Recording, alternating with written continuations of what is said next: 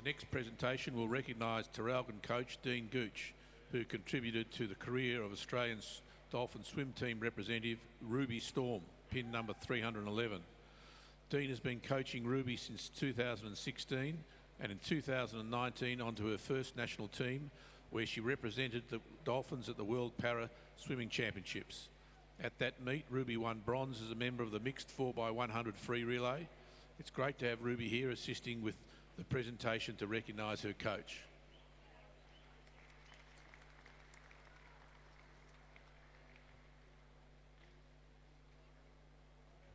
The final presentation is to recognise coach Russell Parsons on the outstanding contribution he made to the career of Cole Purse, swimming pin number 310. We're very sorry to learn that Russell passed away last year.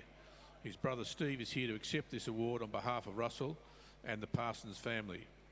Russell and Cole worked together as a successful coach-athlete team from 2011 to 2018. We know that Russell would have been very proud that Cole won a bronze medal on debut for the Australian Dolphin team at the 2019 World Para Swimming Championships in London, England. Cole is here to assist with the presentation and to acknowledge his coach.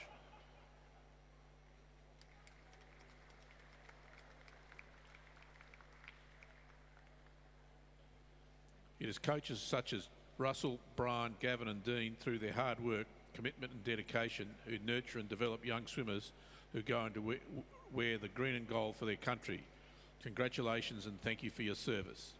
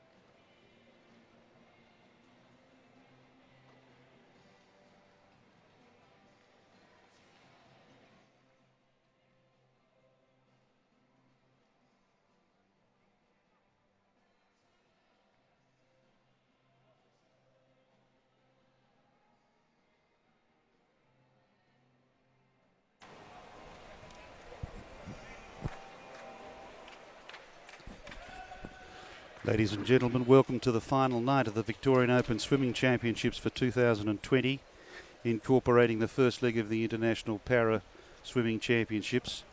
It's an exciting weekend we've had, and I wish to welcome to the microphone the head coach for Swimming Victoria and Swimming Tasmania, Rowan Taylor. Welcome, Rowan. Well, thanks, Steve. Welcome, welcome to you, and welcome to Tim. Thanks, good boys. Night. Good to be here with you. So just before we start motoring into the program, we've got the individual program. We've got some really good mixed 4x50 medleys.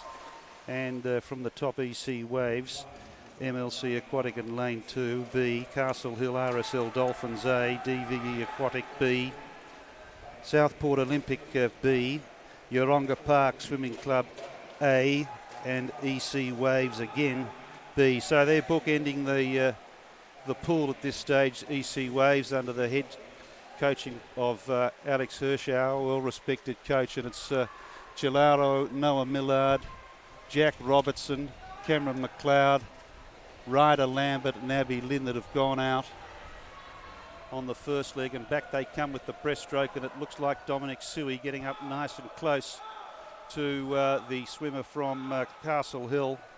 So it's Castle Hill and MLC at this point.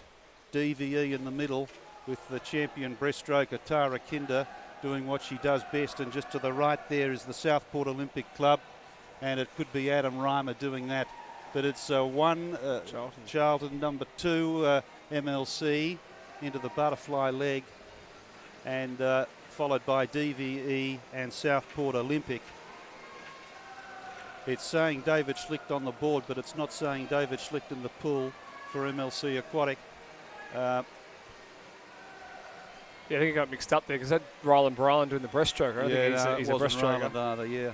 But it's very close between MLC and Castle Hill at this stage, and MLC have now turned in 1:30.13. It's a really good battle here. Is it Billy Bowden in the water coming through? MLC are comfortably in front by a body length from Castle Hill, and yes, it's Bowden that's brought the club in at 1:54.42. DVE Alex Bazile has brought them through with 1:55.99 in second place, and Emily Rosic has brought Castle Hill through in third. So we now move to the second heat of event 42, the mixed open 4x50, and there's a full book across the pool here by the look of it. And from the top as they come out onto the deck, it's the Northcote Swimming Club A in lane 0, West Melbourne Propulsion A in lane 1, MLC Aquatic B, A I beg your pardon, in 2, Nunna B in 3, Nunna A in 4, Southport Olympic A in 5, Vic Centre A in 6, Furbank Aquastars A in 7, Surrey Park A in 8, and Auburn Swimming Club has sent a good strong troop of swimmers across it to this meet, A in lane 9. So this is the best 4x50 medley relay team every one of these clubs can put together. But the powerful Nunawading Swimming Club by entry time have also been able to gain a good lane position in 3 with their B team as well. So one of the nice things about the mixed relay is that the coach's discretion prevails, as always in any event, and that means that they can make a decision about who does what leg according to what they perceive to be the best interests of the team. What do you think, Rowan, about what are the sorts of things that you want to take into account as between man and woman in this new event? Well, we've had some early opportunities internationally, and what we find is leading with 2 males and then backing with 2 females tends to be the best strategy. Wow. But that's really dependent on the quality of athlete you have. If you have 2 strong male swimmers, you want to get them out there because you get that kind of lead. It's very hard to swim through the traffic and catch up. But in saying that, you got to kind of work with what you have. So I would suggest that you'll see some different combinations here. But definitely leading with your males tends to be the trend at the moment. Okay. So yeah, we'll see. That's a terrific piece of wisdom. Thanks very much for that, Rowan. Yeah, you got Vic Centre with Katuka Nagwadi leading off here, so that's interesting. Just depends on if they have a strong backstroker in their program. And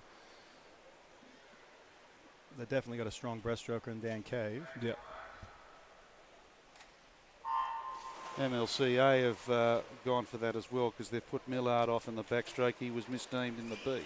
That surprised me. But actually, I think their relay that was named in the first heat is actually this relay. I Yeah, see. I would have thought that. Because you got David Schlick up on the block now. Yeah, coming through with the breaststroke.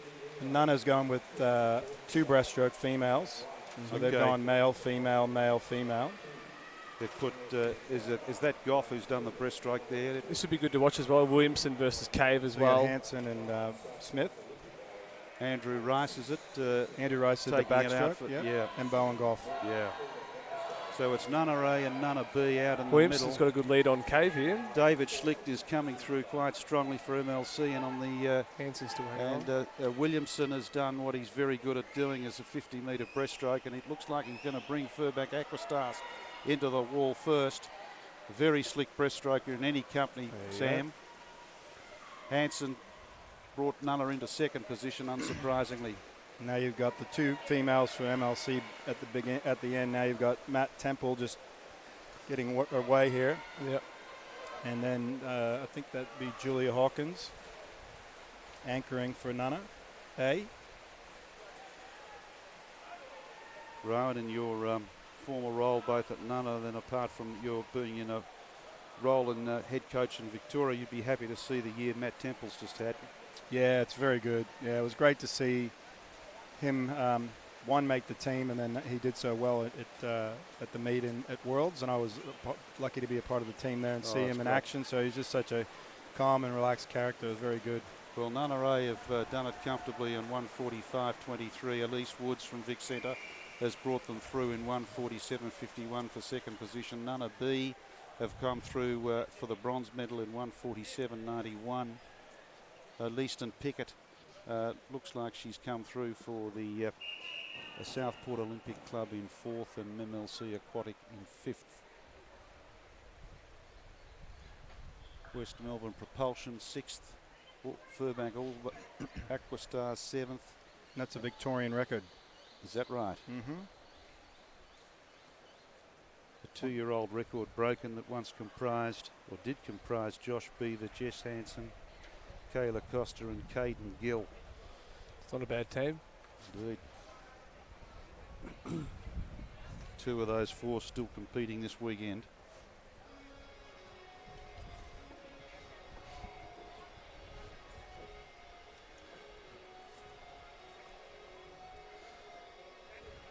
Rowan, I said in the introduction that you're the head coach for Victoria and also Tasmania, and if you could tell the listeners what some of those things involve in an average week or an average month in terms of your roles and responsibilities. So I work with, employed by Swimming Australia, and work with those 2 associations in ensuring that their resources and their investment in athlete development, coach development is aligned to the national strategy. So that's something that has happened on and off over the last 20 years, and we've just reinstated that with myself in the 2 states, as you mentioned, Lee Nugent with WA, South Australia, Ron McKean in New South Wales, and Drew McGregor up in Queensland. And effectively, we're trying to create an alignment so that really it's a smooth pathway from club level, which is really where your development starts and development is retained. And by exposing the athletes and coaches to opportunities to further enhance their experience within the sport. So it might be training sessions, it'll be workshops around things that are, important to being part of the swimming community, well-being, nutrition, the different aspects. We do some testing and measuring, so we start tracking athletes. We do send teams away. We've got state teams and other touring type opportunities. So we're really, it's a moving piece, but the main objective is to develop our athletes and to develop our coaches, their experiences, so that they can bring those back into their home programs and actually enhance their own environments. I want to talk about one of the things that a state or national head coach does in terms of standing on toes a little bit after, or not doing so importantly, a little bit after this race starts and finishes. They're just doing some technical adjustments for the swimmer in lane 9. Now, Diego Lopez Diaz from Mexico He has multiple classifications here, and he's just getting some assistance from his handler and getting himself set. He won't be starting from the top of the blocks, but he starts from the preferred position by reason of his classification.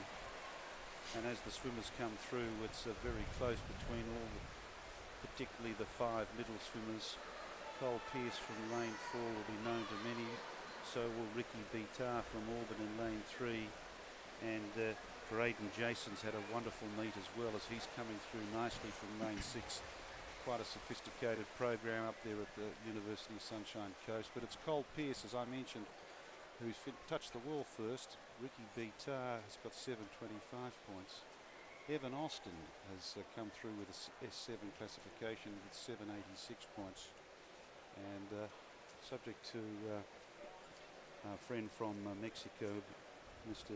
Lopez Diaz, we'll see what the final point scores come out with.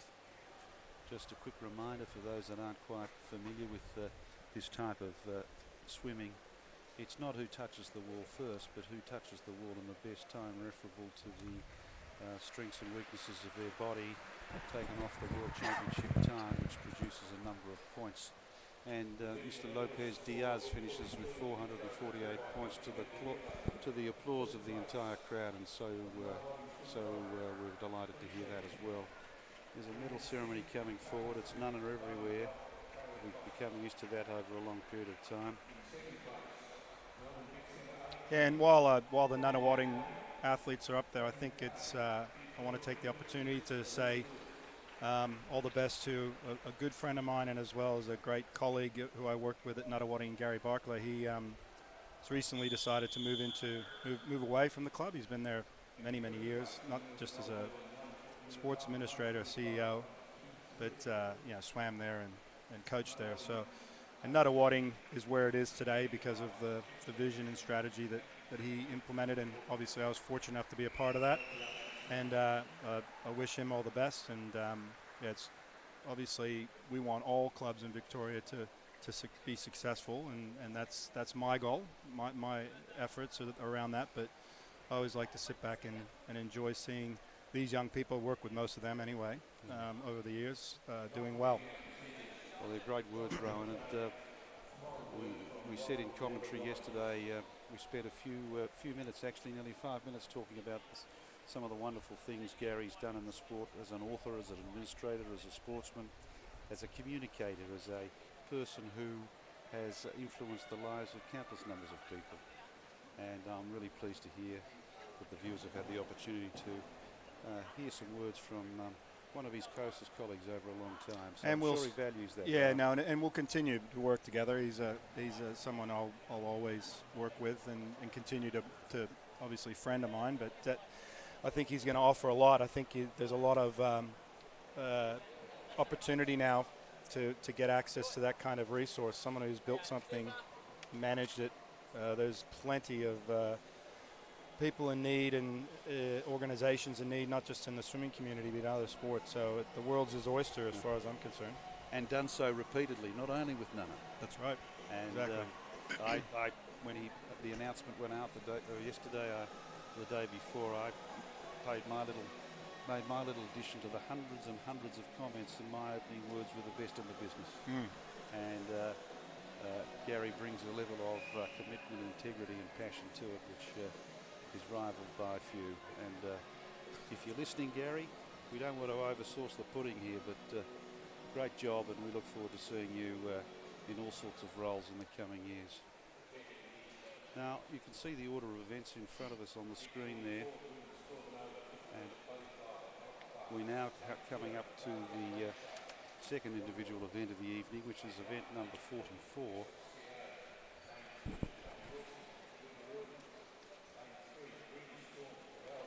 You see Rubia now, she's got a big following, a team from Traralgon. A great program out there, Traralgon. Been producing athletes coming through for a long time. The Ford family have done a wonderful job in that part of the world. It's a great environment out there, and they continue to do that. Lots of our Current coaches, Ash Delaney, Traralgon, Sam Ashby, came from the Traralgon program, and now they're coaching in their own right. Sam's doing a great job down at Geelong. Yeah, absolutely.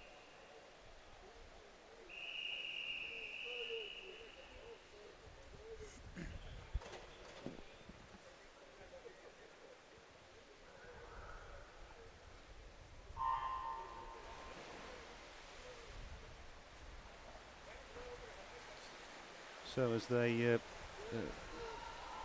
get cracking in this race, it looks like the middle swimmer Storm and Pascoe are out in front. I beg your pardon, it's Pascoe and Corrie. Lane 4 and 5 look like they're the most liable to touch the wall first, and certainly in great style is Sophie Pascoe, the well-known, well-respected para swimmer, and she's got a whole bunch of points there at 8.97 as well, and S14 classification 8.05. But the swimmer in the lane next door, Taylor Corrie's got the 8.97, so she touched the wall second, and Ruby Storm touched the wall third with 7.99 points, and that's the order in which they will be receiving the medals tonight. Congratulations, ladies.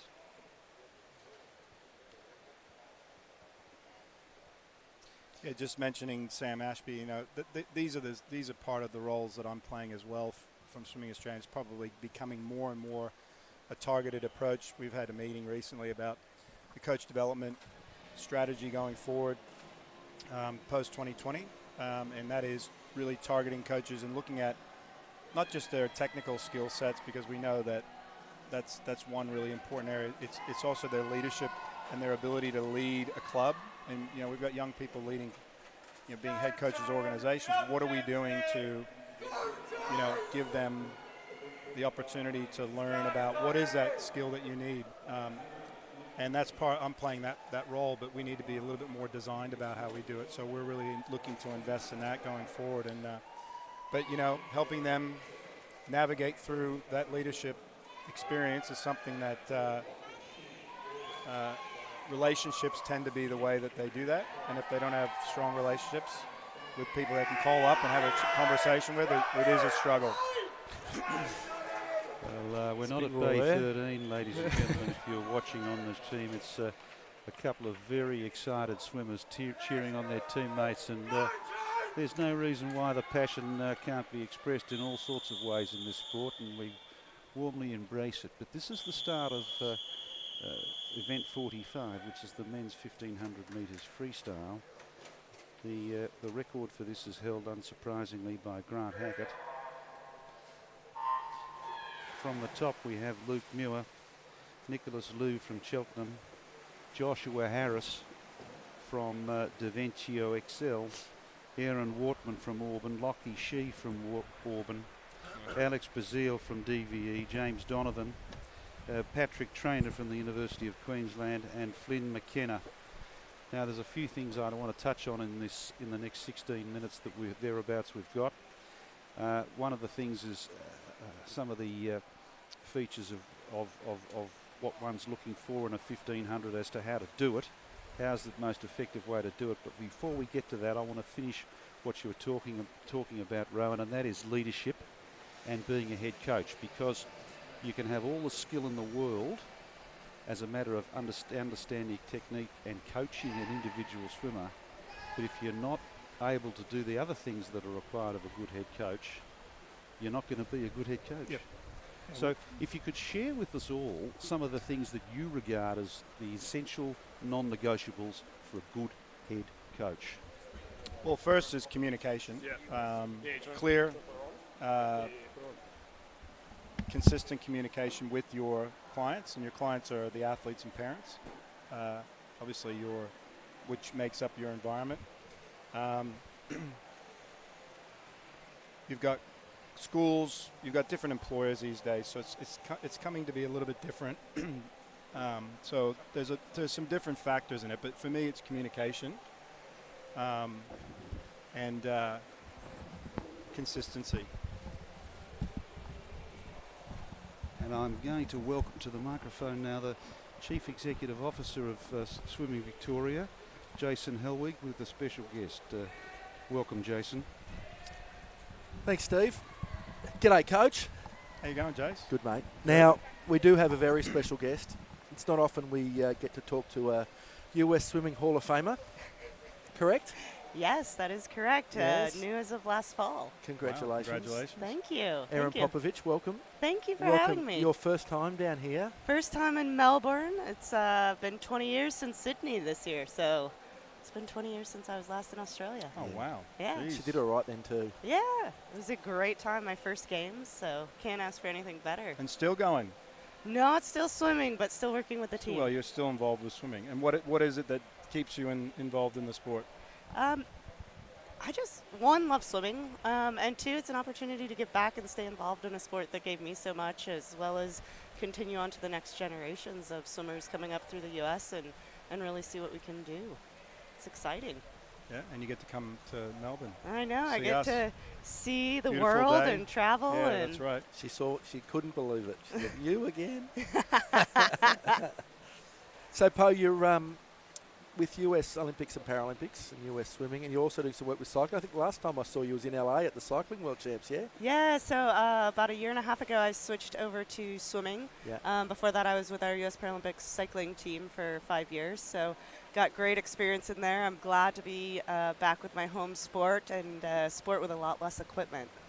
I know, the cycling, that's a lot of luggage. Yes, suit, cap, and goggles, I'll take any day.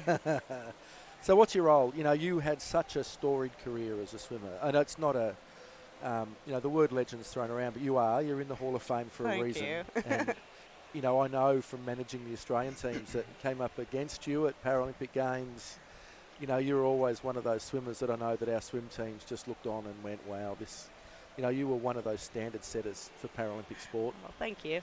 And it's wonderful to see you involved in elite sport still. So what are you doing? How are you influencing this next generation of young athletes coming out of the US? We look on from Australia and we wonder, this huge country that produces so much talent, but it's not easy. It's not easy for anyone to produce high performers. You're playing a role in it. What are you doing? How's it going? Yeah, so my current role with the U.S. Olympic and Paralympic Committee is the Associate Director of U.S. Paralympic Swimming Sport Operations. So it's a lot of logistics, a lot of moving parts, but it's also a lot with events, as well as really trying to develop our current national team to get them opportunities to race and experience on the international level, as well as the grassroots programs, finding those next Paralympic hopefuls, and really building our team within. It's really exciting to see, a swimmer start out, especially in the early years of their career, and then move on and progress throughout their career, and then to end up on the podium. It's really exciting to see that journey unfold, and then you get to travel and see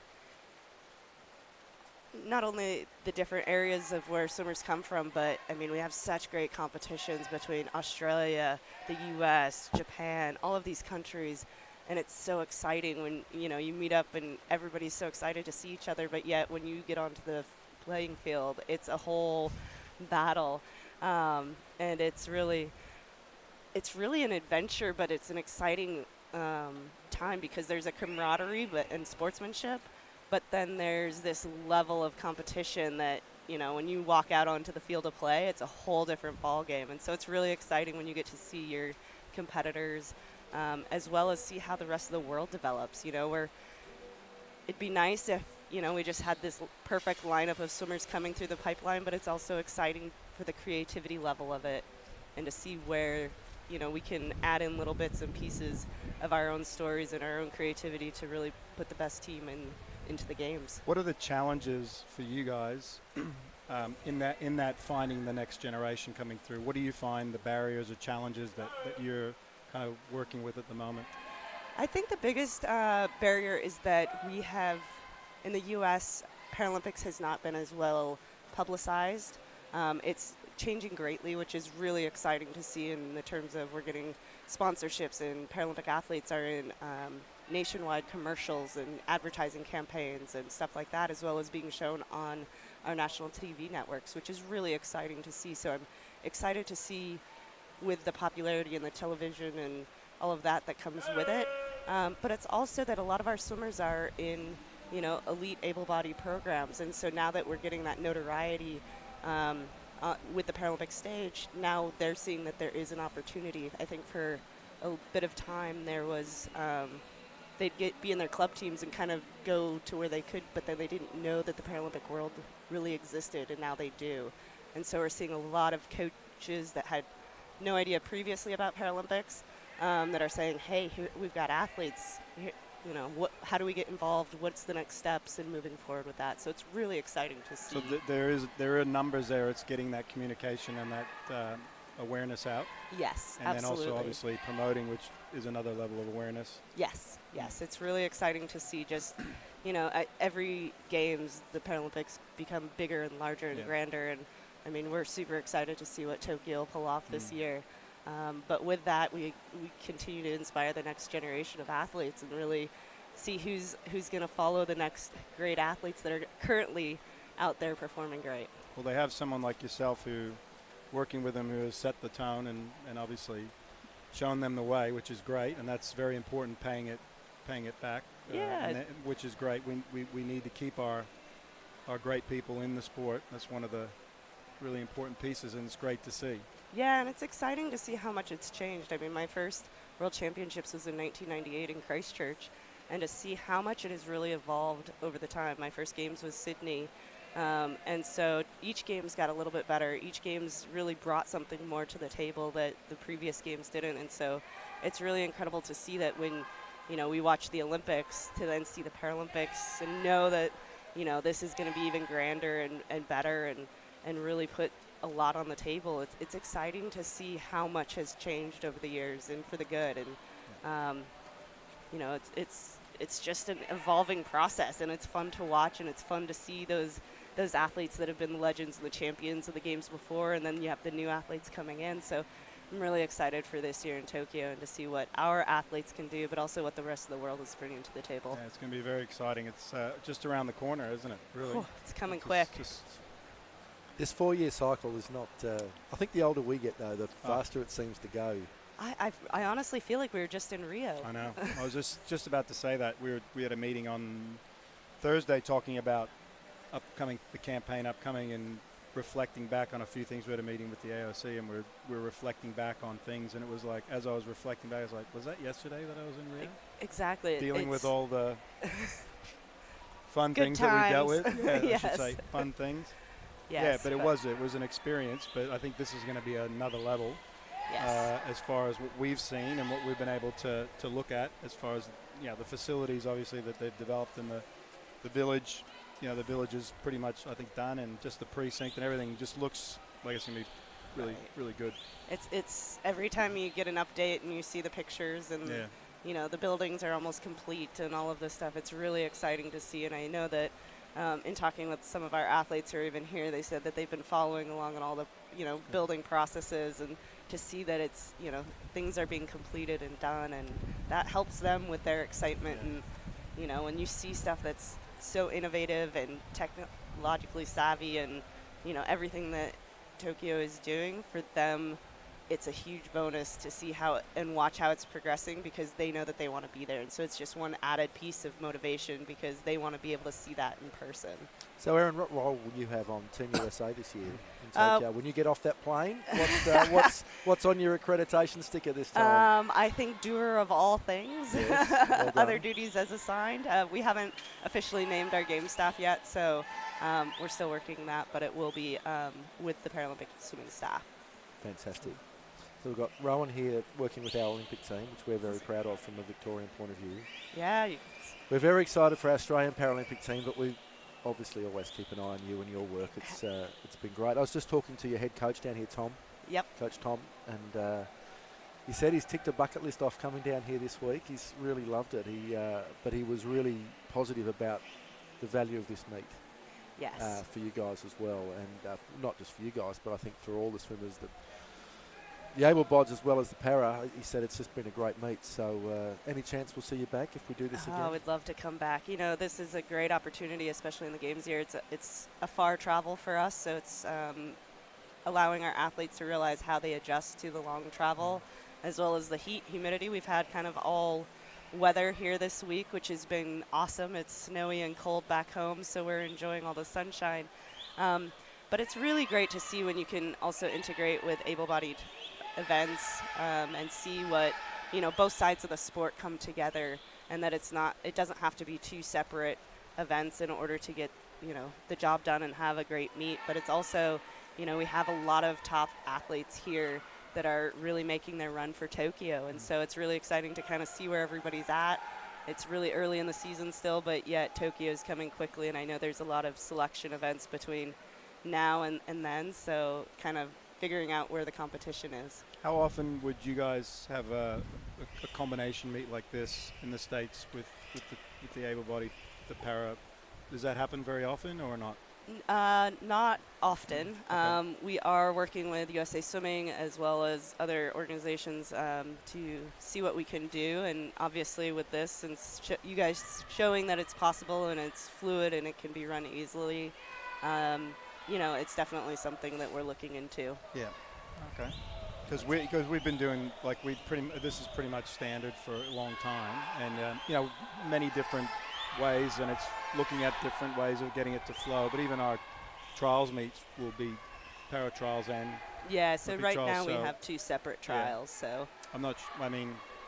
Do you have the participation for it to be standalone, or is it what's the numbers like? That's probably the main thing. Yeah. We're looking at probably 150 to 200 swimmers at Paralympic trials, and obviously our Olympic trials are much bigger than that. So it's trying to figure out the best solution and what can be offered so that, both Paralympic and Olympic get the notoriety of trials and being named to the team. Yeah. Oh, okay. Well, hopefully you can get some learnings from us. Yeah, this has been great. It's a well-run meet. Everything's ran smoothly, and couldn't ask for better weather. Don't make Jason get his head any bigger by saying it's a well-run meet. I'll tell you, our team, it's our team, events actually. guys that do a great job. I put up a few signs and I, just do things that they tell me to do. He says hi to everybody. Yeah, pretty much. I do what they tell me to do. They know what they're doing. They're the experts. Yeah, I give them a shepherd so they can just get on with it. One of the great things of any Olympic or Paralympic team is the team behind the team. So it speaks volumes to the programs. And I have recommended, I've booked them in for dinner tonight down at Lamaro's, so if that goes to custard, that'll be the one thing I've done. If that doesn't work, I'll be in all sorts. What's your impressions of Melbourne as a city? Just first, what does it come across to you as? The amount of construction going on currently is amazing to see in terms of what I believe is the downtown area and the amount of just growth. It's a beautiful city. Very clean, very very easy to navigate, and it's everybody's super friendly. We haven't gotten a ton of time to venture out this week, but at the same time we have gotten out, and the athletes have loved it. And it is an easy city to get around. Yes. It is very easy to get around, and this precinct's wonderful. They're going to have the Grand Prix here in a few weeks. Yeah, it's. If you watch F1 and you're watching on TV back in the States, you go, oh, it's right there. I actually drove on that track. That's right, you did. Although they have barriers up now, unfortunately. So. Coach Tommy walked it today. He's a Grand Prix fan, so he's walked the circuit. Oh, wow, very Oh, good. my God. Yeah. He loves it. Walked it a couple times now, I think. So we've got the last lap here for the last two laps for the 1500 with Lachlan Sheehy looks like from Auburn out in front. It's a bit mixed up here, but I'm pretty sure Lachlan's in front. There he is. And then there's a bit of a race for a second there with his training partner Aaron Waterman and Joshua Harris, it looks like.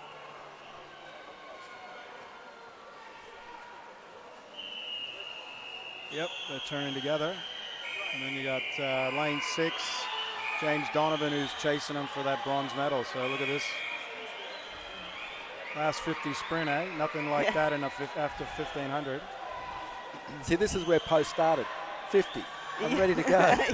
Yeah, I started out with the 50s. I actually made it through my whole career never racing the mile. So so you avoided that. I was afraid my last meet, my coaches were going to throw it in on the surprise, but made it through. I was definitely not the distance swimmer. So Sheehy wins it. Waterman second, and Auburn won 2, and Joshua Harris was third. Good race. Very good race. So what was your favorite event? If you had to pick one, you say, I can only do I mean, one. it kind of evolved over time. In the beginning, it was definitely the 50s because I thought anything more than that was distance, but I really loved the IM. I liked how in Paralympics, because of the different abilities within a sport class, within the race, it often would, you change positions quite dramatically. And so backstroke was my weakest link, and but it was fun because I knew that breast and free were strong points for me, so I could play the fox and rabbit, or and catch back up, and just a more of a creativity or so and strategy to it. What did you end up with? Six Paralympic gold medals? 14 in total. Jeez, That's all 6 at one meet. Didn't he get that wrong? Oh. Yeah, Geez, 14 gold, short. 5 silver. Oh, we're looking at it. It all just blended into one big gold medal festival for me. Jeez. Every time we're at the pool, Popovich is up again. That would be the most, would it? Be the most in the U.S.? No, I'm second behind the great Trisha Zorn. Okay. She finished in 2004, I believe, but she started her career in the 80s and really a phenomenal swimmer. So I didn't come close to her record, but at the same time, very proud of what I was able to accomplish in my 12-year career. It was extraordinary, your career. It was. I had a great career. Yeah. It was a lot of fun. I had a lot of great adventures, a lot of great competitions, and it was. Did you question this without notice? Did you appreciate it as much when you were in it as you do now, and the way you express it now is, I have athletes who've retired, and I often go back and say, have they reflected and really appreciated what they've done? Because sometimes when they're in it, they just don't, because you're moving to the next target. So right. I think I did, but I think I would also agree that I didn't fully understand it until after. For me, swimming created a balance in my life throughout my career, whether it was in school or work or whatever system I was going through. And so for me, swimming created a balance, and I found that without it, life would become more chaotic. But at the same time, when after my career, I have a lot to look back on, and what it's given me and taught me, and now I can translate into the working world. It's given me far more than I can imagine, but it's also looking back and seeing all the good old days and good times, and wishing life was also as simple as that some days too. So very blessed with what I was able to do, and definitely don't take it for granted, but also try and share some of my experiences with the current generation and what to expect, what are some, what things they should work through and plan for, but also relying on what the current climate is, and so that the athletes can talk amongst themselves, so that they share what's currently going on and can adjust and adapt and figure out the best way forward. It's a different world now, isn't it, being an athlete, young person, an athlete within, navigating with all the different distractions that come at you and the things that, judgment. I think that's a lot. Judgment's social huge. Media is social media, I mean, we were just, it makes me sound so much older, but, social media was not what it is today when I was competing. You could post what you wanted, but it wasn't anybody really filtering in and following you in the, but at the same time, it's really exciting because I feel like people get that more direct contact with those athletes and the experience and that plays out. And so it's really exciting to see how much more fan-based athletes are able to get within the Olympic and Paralympic world. I think you got to be skilled at it, and I think that's what we got to do. Is you can't ignore it, but you got to be skilled at it. But I think it's that transitional between, because it's judgment, and that's what you got to manage that. How you cope with it. It can be done very well, but it can also have huge effects on athletes. So finding out how to manage it and work it. Erin, could we ask you to help us with this next race? Are you able to have a bit of a look across this one for us? Sure. Men's 50 backstroke multi-class. I think we got one of your team in here, have we? Oh, no, not today. Not today. I don't think our next swimmers aren't until the IMs. Let's have a look. There might be a few names in here you remember. It's exciting to be back and see all the familiar faces. Do you miss it? Do you miss swimming? Yes and no. Yeah. I miss being at the competitions like this, but I don't miss the day-to-day training. All right, Coach. We've got the coach and the legend. I'll leave it with you. I'm just an administrator. I have no place here.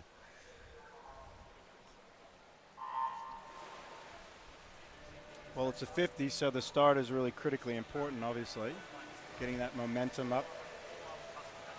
Yeah, now with this event, we're going to see a lot of different athletes because it's not a Paralympic event for all sport classes. So we'll see, it looks like in lanes 8 and 9, more athletes that are within that field as opposed to the rest of the field. Okay. But really trying to get your hand on the wall first in a 50, so critical to really get that timing down and match the stroke count to really hit the wall correctly. So it looks like, just looking at the Rod Welsh in first. Rod, Yeah. but Different class. Timid Hodge, yeah. has the highest at the moment in lane Hodge might get that. 6. Yeah, I think Hodge might get that when they adjust it. To account for the classes, there we go. He did, 826 points. Great swim. Great swim. It's one of the challenges, isn't it, Erin? And I'm sure you come across it in the US. I know it was something that, really we had to work hard on here in Australia, is explaining the classification system of swimming to people is not easy. No, it's not easy. And it is a real barrier to audience engagement and even to the broader sport sometimes engaging with para swimming as well. It's not easy, is it? Right. No, and I mean, one of the great things with swimming is that the water eliminates gravity, so you get to really see how different classifications and different impairments can really equal out. But at the same time, it is very confusing when you see somebody with no legs and somebody with arms competing against each other, or various impairments. So it is very tricky to the person that figures it out how to best communicate it and explain it to the general public. I can't wait to find out, but it is exciting when you see how their different impairments play out within the field of play. Yeah. I think the first thing I think is great is there's opportunity to participate and compete. There's a method to try to measure, to compare and create that further competitive space. But it is an interesting thing for me, looking at it and not being an expert at all. This week was about reclassification, wasn't it? It was about, how often does that happen? It really varies on the impairment that the athlete has in terms of how stable their impairment is, or if they're a progressive degenerative, or if something new comes along. Usually most athletes are a review until they're 18, or with the year or 2 years on that, and then it really depends on the athlete and what their impairment is as to how often they have to get reevaluated. Okay. As this race starts, I'm going to bump out because I'm going to let one of our Paralympians into the chair, Matt Harnapple, talking with US Swimming Hall of Famer, Erin. I love saying that. It's so well earned. It's nice to hear. I can't. Well, you earned won't that. deny. Like, quite seriously, there's a lot of work goes into that title, Thank you. right? That's not a flippant thing to get on your CV. And our head coach, and what's your official role for Tokyo now, Rowan? I'm coach leader on the coach leader for the Olympic team. swim team this year, Rowan Taylor. So, Erin, I love catching up with you. So privileged to have you at our pool and in our city. Thank you. You better Thank come you. back again. Oh, I can't And wait. to everyone who's at home in America watching, your team's done you great, and she's always a great ambassador, so welcome. But Matt, talk to the superstar. We've got Sophie Pascoe just touched first there in the 50 backstroke with an 8.94, so that's a pretty high score. Yeah, that's a great score for Sophie. And then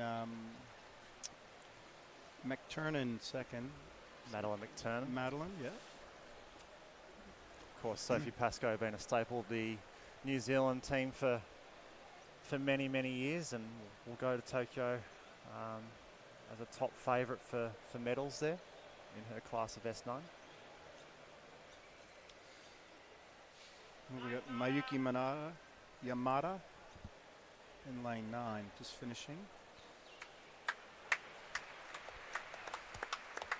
But Erin, you and I have probably crossed paths at different competitions around the world, London and the like. Probably not on specifically in the pool, but it's been. I hear about your success in Paralympic swimming and in Paralympic sport from afar, and it's an honour to be able to meet you as well. And it's we in the Australian team as athletes as well really look to other countries, and to see so much success in the American team recently is really great to hear and see.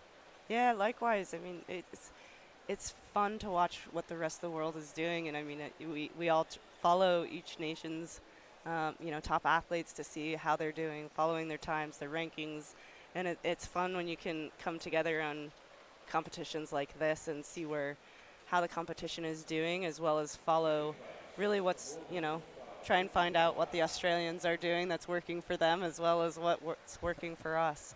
You guys, the Australian team has always been a big rivalry of ours, so it's been exciting to follow your team as well throughout the years. I think it's a healthy rivalry, and I know, the better the U.S. does, the better that we want to do, and I'm Absolutely, sure vice versa. likewise, and that's what it's all about. But there's a heavy respect, very healthy and a very strong respect amongst everybody within the organizations, and I spent some time coaching in the U.S., so I have a lot of good mates over there, and I don't mind giving them a little bit of stick here and there when I see them. But with absolutely, a bit of fun. it's all fun. in good fun, right? It's all great fun, yeah. We got the 200 fly here, women's 200 fly. And, the young lady from TSS is Alice Stewart. Looks like to stand out. Of course, Victorian record time 2:07.06. Ellie Gandy, one of your athletes, Rowan, from back a couple of years ago. That's right. 08 Beijing and 12 London Olympian.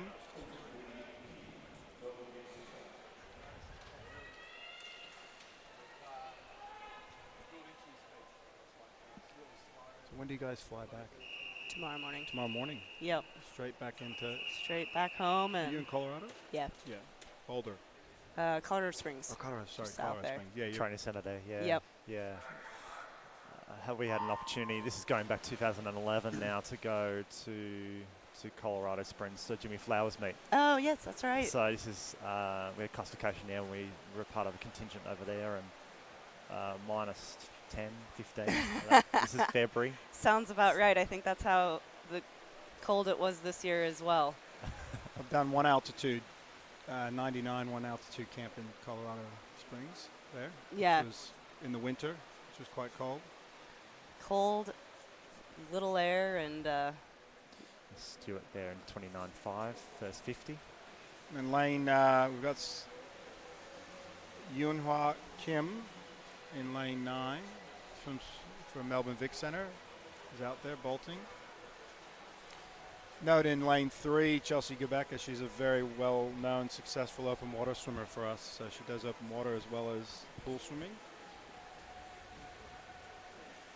She was at Rio in the Olympics, Rio Olympian. Of course, we had the Open Water Championships in Adelaide only a few weeks ago.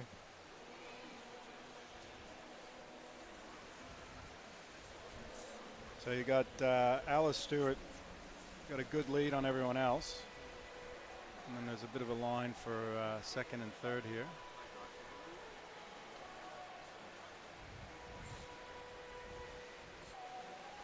So no attempts at 200 fly in your career? Oh, I did it a few times domestically, but okay, there you go, just to see how it felt. Yes, one of the many times that I did do it was at the Air Force Academy, which is just north of Colorado Springs, and that's at 7,250 feet. Jeez. So the air is very thin up there, and you definitely feel it, but never got the opportunity to race it internationally. Well, strong race here for second. We've got lane 9, lane 6, and lane 5. All's driving for the wall. Winner there in 2:10.4. 2:15.42 for Jacinta Essam and 2:15.45 for Victoria Bushell. 2:15.76. Look at that. 3 2:15s. Bang, bang, bang.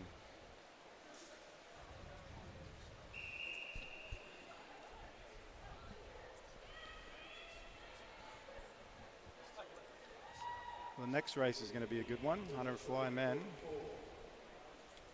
So Erin, I don't know if you've talked about this with Jason, but heading towards Tokyo, what does your team look like in the lead up to that? And we've obviously had some fantastic legends in the most recent years, but how do your team balance the seniority and then also the new ones coming through as well? Yeah, you know, we've got some great veterans that we will be on the team. Our trials are at the end of June, so we've got some time before we have the official nominations.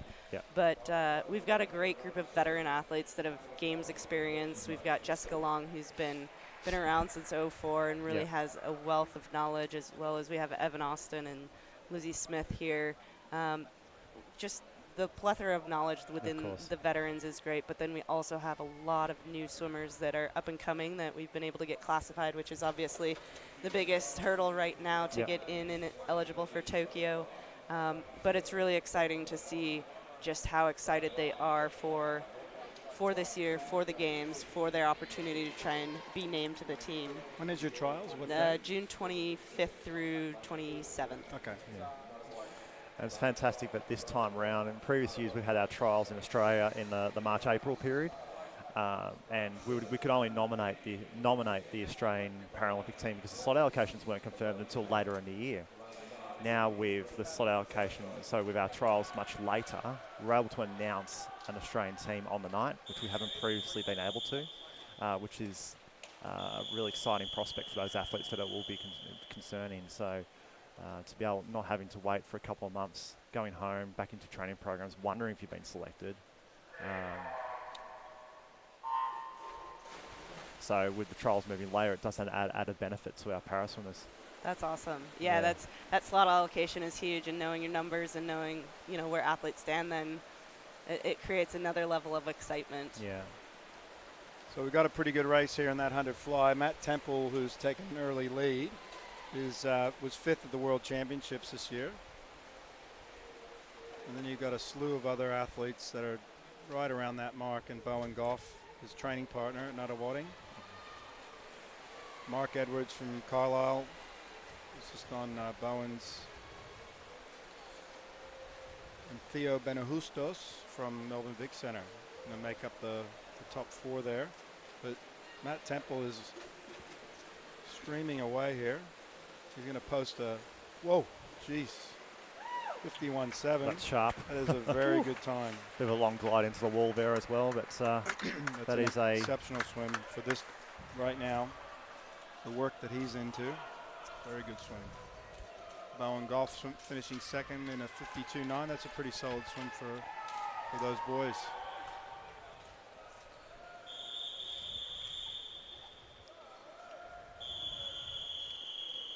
Moving to the B final here of the men's 100 butterfly, sorry.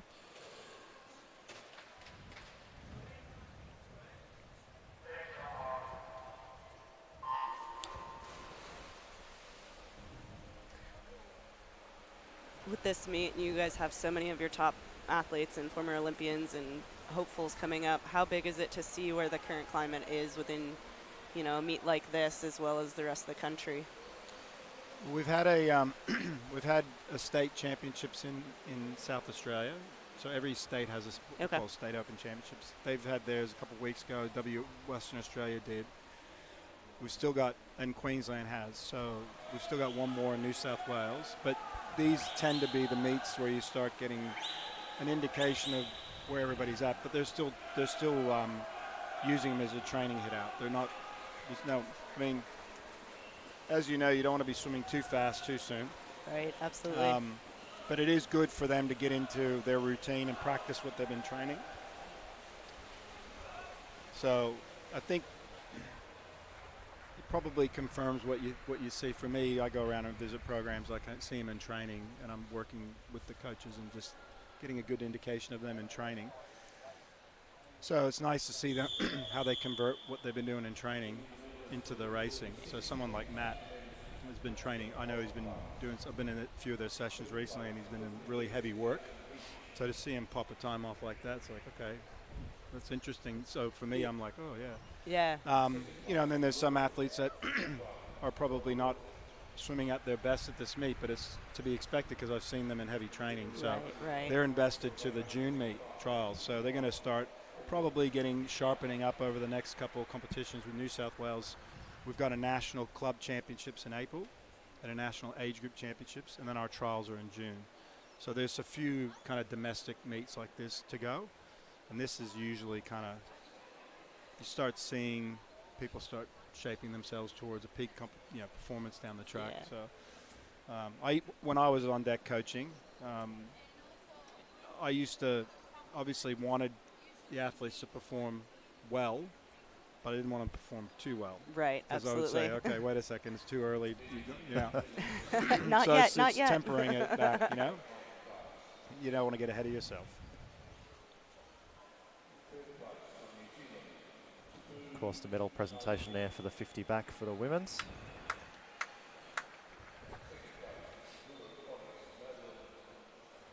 Sophie Pascoe, the gold medalist there.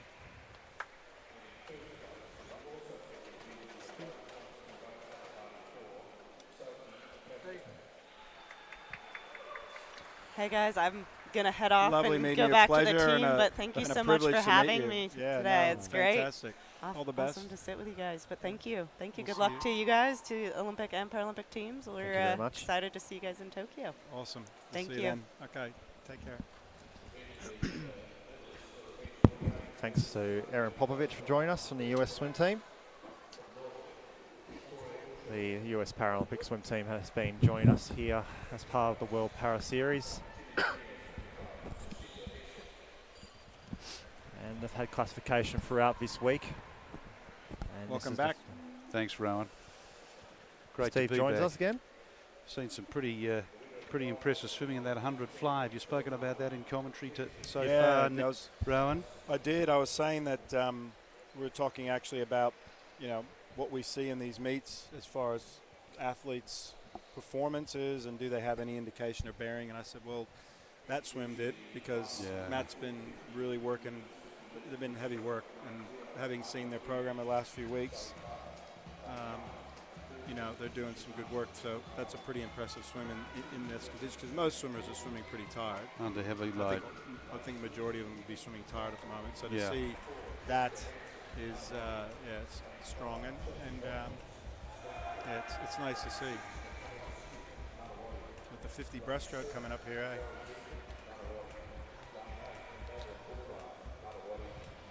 And at the box here we have the women's 50 breaststroke. Of course in lane 4 we have Jessica Hansen from the Nunawading Club. Swimmer's time of 31.5 this morning. She's looking to go under 31 tonight. Yarko was saying last night, Rowan, that he wanted to see Jess and his other charges nail their heats. Is that something you're looking forward to? Yeah, well, with morning finals in Tokyo, it's really important that these guys get used to getting up and swimming fast in the morning. But also, just generally, when you come into an international meet, you can't swim slow in the morning and swim through to a final. You just don't get into a final. So Chelsea Hodges here is a very good quality breaststroker as well. Is neck and neck with Jess. It's going to be who bobs on the wall, I think. Ooh, Chelsea Hodges. And her training partner, Leaston Pickett, third.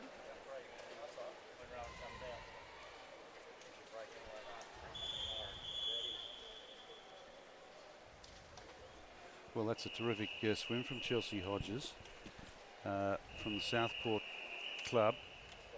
And she's got a few good breaststrokers around her in that club, hasn't she, Rowan? Yes, absolutely. Just before you get away, there's a couple of other quick questions I wanted to ask you.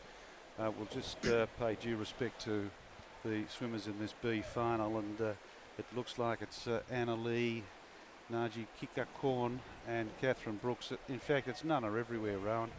And it is, look at it. Given that Nugget's written the book on breaststroke, it's hardly surprising that the tradition continues. And they'll be pretty stiff if they don't come 1, 2, 3 in this event. Riddell Smith's a terrific performer at national levels as well, but it's Catherine Brooks second, Kiko Horn third, first I should say, I beg your pardon, and Phoebe Harris from Howard Snuck one. Puckaronga. Got it Yeah. pushed an arse Well, they've around. made a tradition, the New Zealanders, of coming over and causing an upset, and that's exactly what she did. Rowan, I'd like to hear from you about what are the things that being a swimmer, an Australian swimmer in a US college does for you that's good, and some of the things that mightn't be so good for an Australian swimmer, if there is any, studying and training and racing in the United States. And the premise upon which I'm asking you that question is that I was talking to Jaco about this last night. There are so many, the world's getting smaller, and so many children are being encouraged to travel overseas and start their life overseas in all sorts of educational institutions, and you'd be bonkers to exclude the great United States of America from that. And for any parent out there, where do you see the strengths and weaknesses in that? Well, I'm biased. I competed and went to college in the States and had the experience. I think coming from Australia, it's got to be the preparation for a balanced approach. So you're competing and your education. So you're there for those purposes. The racing's great. The team, the positivity around the experience and competing is great. If you're looking to have an international career while you're in college, that's the challenge. You need to be in a program that would support that. That means you'll be coming back and forth. So somewhere to go over there, spend 4 years, 3-4 years, and just have that experience, then come back after they finish with a degree. They could still, we know, you can still be involved in swimming, because at 22, 23, you're still there. So I think it's a great investment, and I think I think it's, as long as you get to the right university with the right environment, it's like anything. It works quite well. We've got the 200 breaststroke here. Yeah. And there's one or two follow-up questions I wanted to ask you on that score, Rowan. But from the top, Hargraves, Kernitzberger, Leighton, Selwood, Cave, Petrick, Joubert, Sosanto, Gilbert and Jack Gurry. Daniel Cave is coming back into some pretty good form, Rowan, from his stellar year 2 years ago, isn't he? Yeah, well, DC's definitely, he's got momentum. He wants to make that Olympic team, so he's been doing some consistent work, and when you do consistent work, you get results, and that's what's been happening. So, yeah, I definitely think it's going to be an interesting competition, that 100 breaststroke, definitely at the Olympic trials. Look forward to that race. He'll have legitimate claims on being considered in the top 5 contenders for that position. Don't you for think? sure. I think the one you want to keep an eye out, not just now but in the future, is this young Will Petrick in lane 5. He's broke Zach Stubley-Cook's age group national record, and he's got a good, smooth technique. I really like the way he swims. Good young man. Trains well, coached well. Sarah Scott. So I just think he's got a lot more upside to come. Well, his performance at Nationals back in April was very measured, very controlled. Yep. Looking at his body language and what he had to do, he didn't seem to get ahead of himself, and he did some nice things there. And he's only young at 15. Mm-hmm. Yeah. Good IMer as well, of course. That's right, and he does other events, and I think that's very important. He does do other events. So he has more bows to his string, which I think is really important in development. He may become a pure breaststroker. He could become a pure medley swimmer down the track, but you got to keep all the doors open. So there's a bit of a rush here coming at young Will from a number of lanes. Anyone who's from the 200 breaststroke at any level will tell you what a stinging hard event it is. This is where it hurts big time. To see that the 15-year-old has still managed to hang on. And I think that's his best time. It's definitely, looks like it's an improvement. 2:17.97. I'm not sure what his entry time was. It's certainly a bit quicker than he swam this morning. And this morning, I think he did go close to his PB. I was going to ask, you asked me before a while back, but what a good head coach looks like. And I said communication and consistency. I think one of the other things is I think is really important is being able to create a vision for the organization and then delegate and lead people and empower them to participate. So that's parents, swimmers, and other coaches within that. And I think that's a really important skill. It's not a one person runs it. You got to bring people along for the journey. And so for me, that comes with that communication of managing the expectations, making sure everybody does that. And that's not a technical skill set that we're talking about. And that's where we see in swimming, Australia, we see the coaches, it is a different world today. And you're dealing with different people, different styles of information.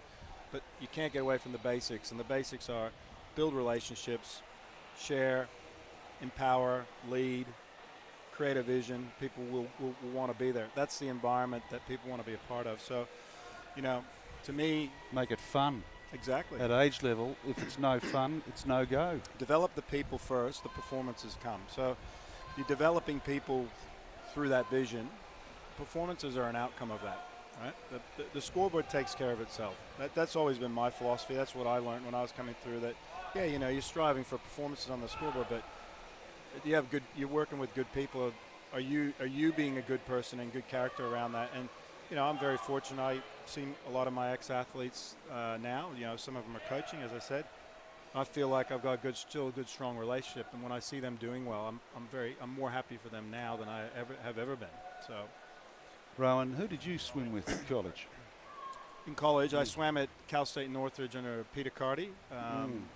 And probably the biggest influence on me was John T. Skinner, who was my club coach and still a good friend. And he's just retired from Indiana University, but he was at Alabama. But I swam with him in San Jose, and John T's he was like a big brother to me and was always around our house for Christmas and New Year's. And he was a young coach and didn't have a family. But one thing he always did was he told me the truth, honest, and I knew where I stood with him, but I knew he backed me 100%. So as a young teenager growing up, I wasn't always doing the right thing. So he was very good at telling me what I needed to hear, and so he was very consistent in his messaging. And so for me, I appreciated that. Maybe I didn't like it at the time, but I knew where I stood, and I think that's another part of that being a good leader is people know where you stand, consistency. I will just shout out Ryan Bicknell here in lane 0, who's just done a heat to final time, but he was in the 100 butterfly not 10 minutes ago, and he has done a significant faster time than what he's done this morning in this event. Yeah, but we are moving on. He's hurting.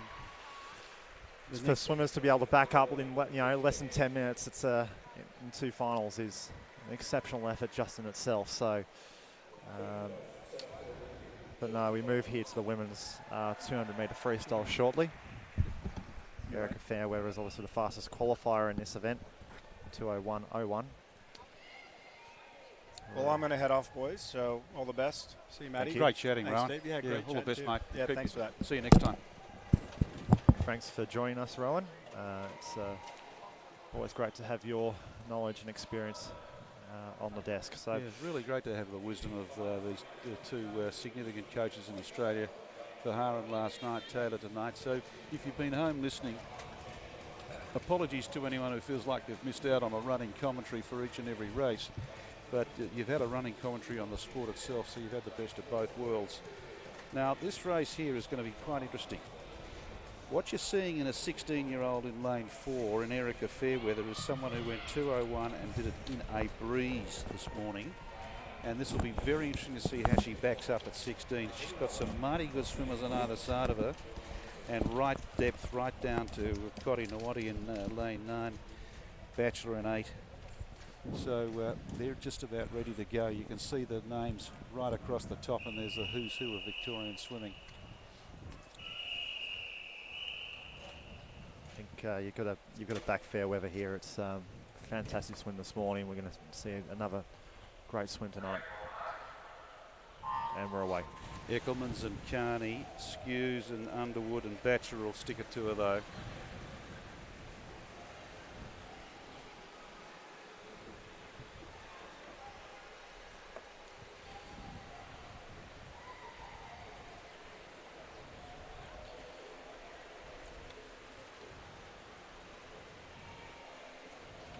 So the who's of swimming here. They hit the wall after the first 50, and it's Woods and Fairweather, as you called, and it's even Stevens at the moment, 28-26. Kearney not too far behind, 28-7-3. So they turn, and all the girls swimming beautifully at the moment in fine conditions here in Melbourne. And they're setting a cracking pace early on. The wind's up this evening. We did lose some papers off the desk before, so it's Fairweather's just put her nose. Fairweather's just put her nose in front. There we go. Eckelman's has slipped back a bit. Abby Carney's there. She'll go the distance. She's currently coming third, but it's Fairweather getting a bit of a grip on the more experienced Elise Woods. There's 5 years between them, and Fairweather's really turned on a bit of a show today. I don't expect that we'll see much by way of lag in the last lap here. It's a pretty snappy turn by Fairweather. She means business. She's in front. She's got a very controlled stroke rate. She feels like she's quite in control of this event, it looks to me like, and it's a very, very impressive swim by her. To beat Elise Woods on any day at any moment, it's an impressive performance by the 16-year-old, and she's come to Melbourne for a purpose, and that's been achieved. On the outside lane in lane 6 is Karina Doyle again, and she's a very good swimmer too and earned a lot of respect in this trip. Fairweather's gone under 2 minutes. Carney finished second. Fairweather should be extremely proud of that time. 1:59 at the age of 16 is a pretty fantastic prospect going forward in her career. I feel like the weather, as you mentioned, the wind, city side probably is blowing a bit. So would it actually help with the times there slightly? Not necessarily. It would certainly in athletics, not certainly in swimming. But it's if it does affect, especially if you haven't got any clothes on behind the blocks, it does cool down the muscles. Okay. But here we go through the first 15 metres of the B final here at the 200 free. You can see the names on your screen. Olivia Lafoe, Brianna Donato, Jacqueline Dorset, Davison McGovern and Emma Godwin all in the middle, and we can expect to see some outcome perhaps from those middle four, but it's the swimmer in lane 6, Emma Godwin, who's taken them out in 28.59, Donato 28.94 second, and Olivia Lafoe, the jack of all trades, backstroker, butterfly, freestyler, she's in there, and she won't be denied in this race, I can assure you. On her left is Mia Slavin from Derventio Excel as well, but it's the swimmer in lane 6, Emma Godwin, who looks like she's got a grip on this race at this stage, coming through at 1 minute and 5. Donato second, Lafoe third, Davison McGovern fourth, Mia Slavin fifth, Rapkins in sixth, Downham seventh, Madison Cooper 8, and Mia Holer in 9th position. As they swing back through the middle, Emma Godwin's got a jump on them. She's got a few years on them too in experience, and the bigger muscle groups may well help her over the longer distance if she's been getting up early enough in the morning. Emma Godwin's still holding them out at this stage. Brianna Donato's there, Lafoe's there. They're going to come back hard. There's a bit more splash and a bit more kick, and the stroke rates come up a bit more, certainly from Lafoe. She doesn't like losing a race, Olivia Lafoe, and what you see is exactly what I've just predicted here. Olivia Lafoe's come through with a very nicely timed race. I think she's going to get Godwin. She's got a big charge coming from Slevin next door, but I think it's going to be Lafoe. Go Olivia Lafoe, but Slevin has just out-touched her, and I don't know how that happened. Congratulations, Mia Slevin. Olivia Lafoe second, and Emma Godwin third, subject to ratification by the officials.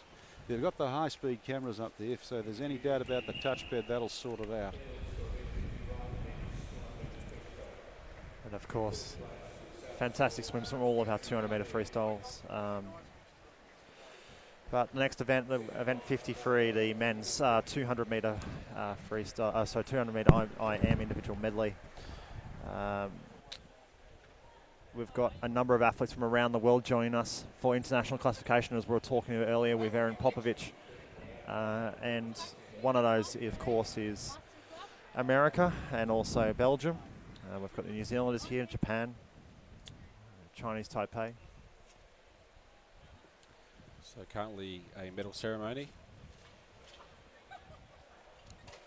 You're seeing a picture of the supporting staff for all the swimming clubs on the far side of the commentary box, Albert Park side.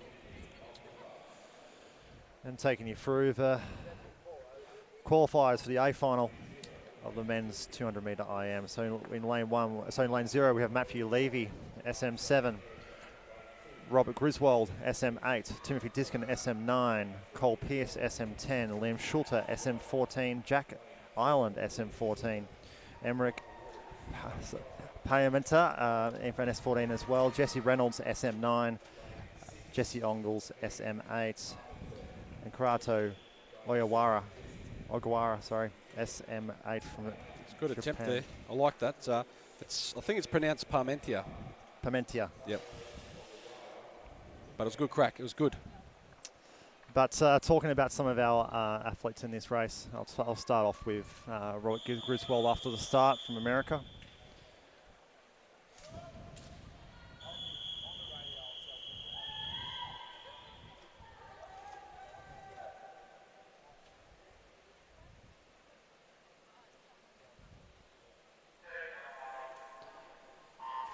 Now, Robert, of course, hails from the state of New Jersey and spent a lot of time in Ocean County, where he spent a lot of time in the pool. He's diagnosed with cerebral palsy.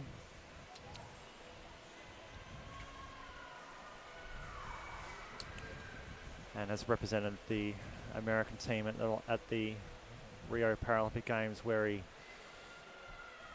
But also we've got up on the screen here is Cole Pearce, representing the MH2O club.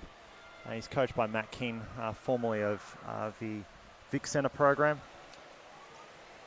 Has represented Australia a number of times in 2019, and of course also is heading towards Tokyo this year. And of course Timothy Diskin here on the screen, age 23 from the PLC Aquatic Club, coach up at the National Training Centre. Yuri Dovichenko is his coach up there, and went to 2016 and Paralympic Games there. Also went to the Pan Pacs and the Commonwealth Games. Talking about, we've got Liam Schulter up here, and he's from the Kiwana Waters, from the Sunshine Coast Club. Of course, coached by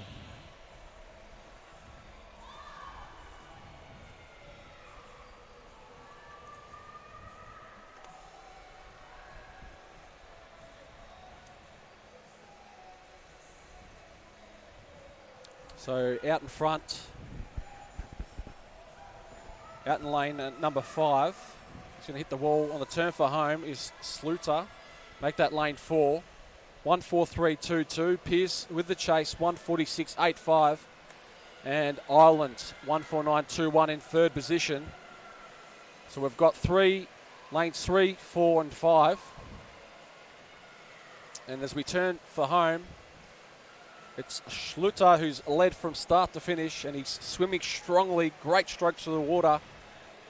And the young man's going to finish in a time of 2 minutes, 12 seconds, .96. Just shy of 900 points there, and as we were saying before, coached by Michael Sage at Kiwana Waters. Pearce through in second as far as placings go, 2:19.59, and Ireland 2 minutes 20.02 as the pointing ranking system comes through there. So we'll get the final top 3 now up in your screen.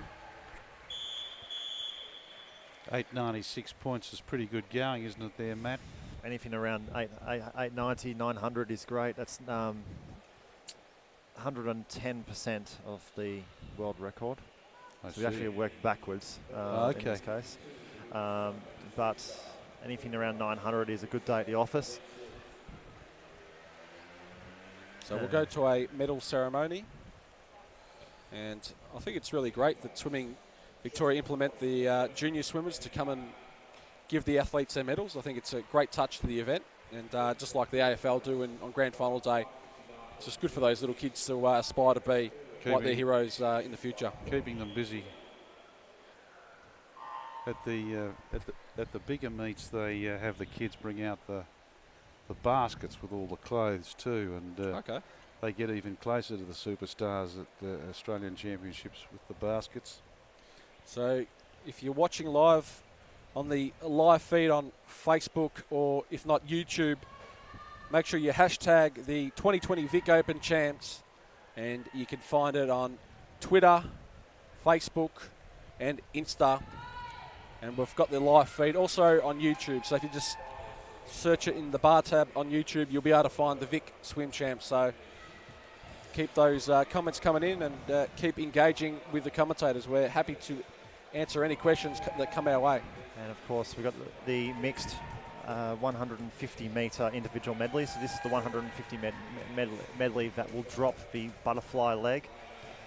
Mixed event here. Grant Patterson in 1, Cameron Leslie in 2, Ahmed Kelly in 3, Leanne Smith in 7, and Kato in lane 8.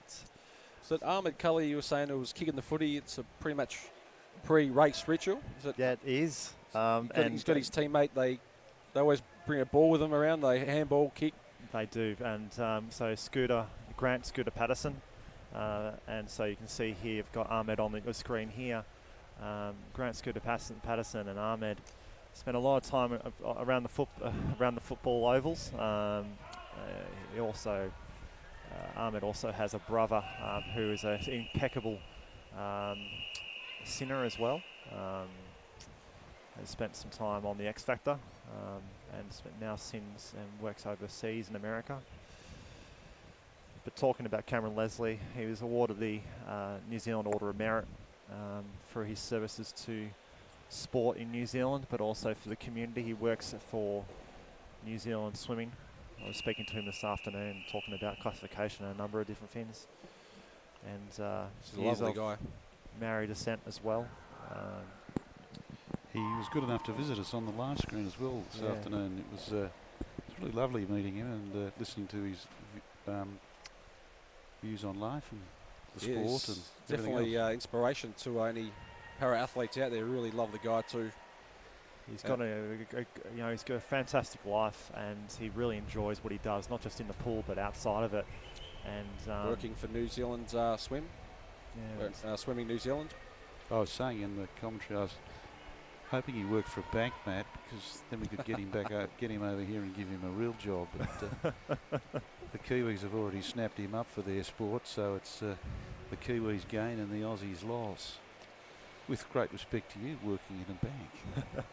So speaking of the start, Leslie touches in first position as we speak. 43.92 is his first split in this 150 event. And coming through now on your screen. And of course we have essentially two races going on here. We've got the women's event and the men's event here, and talking a little bit about Leanne Smith from the United States. Represented America at the World Championships in 2017 in Indianapolis, and won a gold medal there in the 50-metre backstroke, and also has represented the US at a number of different international competitions, the Can-Am Championships in Canada as well, and is training towards, of course, the Paralympics in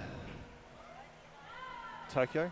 Is now part of the US Training Center, where actually Erin Popovich, we were just talking to earlier before, trains at the US Training Center in Colorado Springs, and has been there since 2017. She's also done some hockey as well, and she's also got a number of sporting brothers and sisters as well. So onto the freestyle leg of this third part of the 150 medley, and Leslie, impressive strokes there in lane number 2. Out in lane 3 we have Kelly from Melbourne Vic Centre coming second in order, and Patterson out in lane 1, third, as they turn for home. But what an impressive swim by Leslie from New Zealand, as the time ticks upwards. His best time thus far has been 2:38, so he's going to be touch or go here. comes in 2:37.76. And he's beaten his prelim time, so congratulations to Cameron Leslie from New Zealand.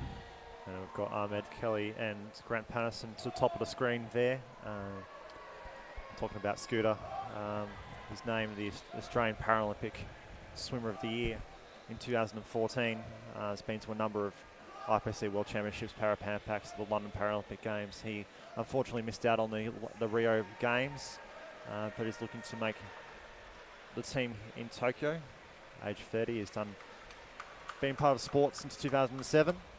Trains up in Cairns there with Herbie Howard, who gives a lot to Paralympic sport and multi-class swimming up for Swimming Queensland. Herbie is the head coach for their para team up in Queensland.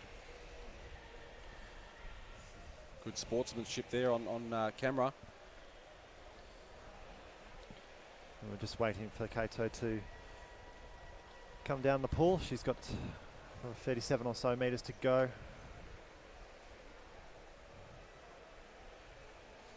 She's had a really strong meet here over the last 3 days, many events. Of course, you'll be vying for selection for home country games. And that's something we've seen in Japan, in certainly the briefings that we've seen coming out of Tokyo, is that the Paralympics are going to be quite a big priority for the Japanese in Tokyo. They are doing a number of community programs to really raise the awareness of the Paralympics within their country, and it's sort of mirrors the platform that the UK followed ahead of the 2012 games too. It's great to have your knowledge, Matty. Just the inner workings of the para athletes, and it's great to have you on the commentary. It's fantastic. So we'll go to the medal ceremony. Great to see the smiles on all the athletes' faces throughout the last 3 days of finals competitions.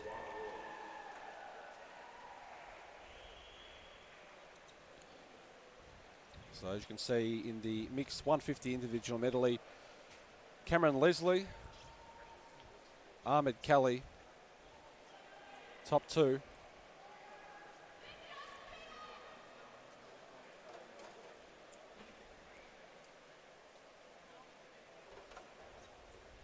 It's been an absolutely beautiful day in Melbourne today. It's 24 degrees local. It's probably a little bit cooler now.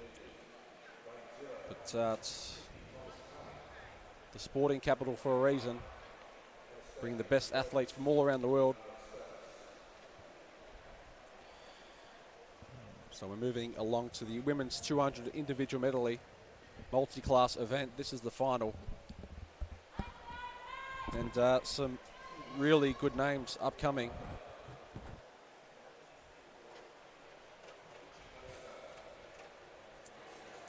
From lane 0, you can see Tiffany Thomas-Kane, Anastasia Pagnosis, Mai Ichinose, Michaela Nietzel, Paige Leonhardt, Catherine Downey, Jenna Jones, Elizabeth Smith, Ahala Lettenberger, and Sophia Herzog from the USA. So we've got USA plenty in this race. 5 women in the USA team competing here. So 5 Australians and 5 Americans taking part in this 200 medley. Of course, we've got in lane 5 here. I'll touch on Kat Downey in a second. Swims to the National Training Centre in Canberra. Swims for Perth City in WA when she's over there, but National Training Centre is where she competes, so trains today and competes with their cap today, and actually is born in Scotland actually, and her parents are from that part of the world, and was a gold medalist in London 2012, and unfortunately didn't make selection in 2016, but made a return to the team in 2018 for the Commonwealth Games. And she was successful in getting a bronze medal in the 200 IM SM10, which is this event here today. So it's Neitzel, Landhart and Jones who hit the wall in the top 3 positions. So onto the backstroke leg of this medley 200. And some great technique from all the girls across the pool. But out in lane 3, it's Neitzel from the USA getting the job done at the moment at the halfway mark of this race. So she turns at the halfway point, 109.82. Downey 111.89 and Landhart 112.63. Touching on, of course, Timothy Thomas Kane in lane 0. Trained with James Magnuson when he was around swimming in Sydney. She's moved clubs since then, but she shared the pool with James Magnuson for 3 or 4 years when she was 13 and 14.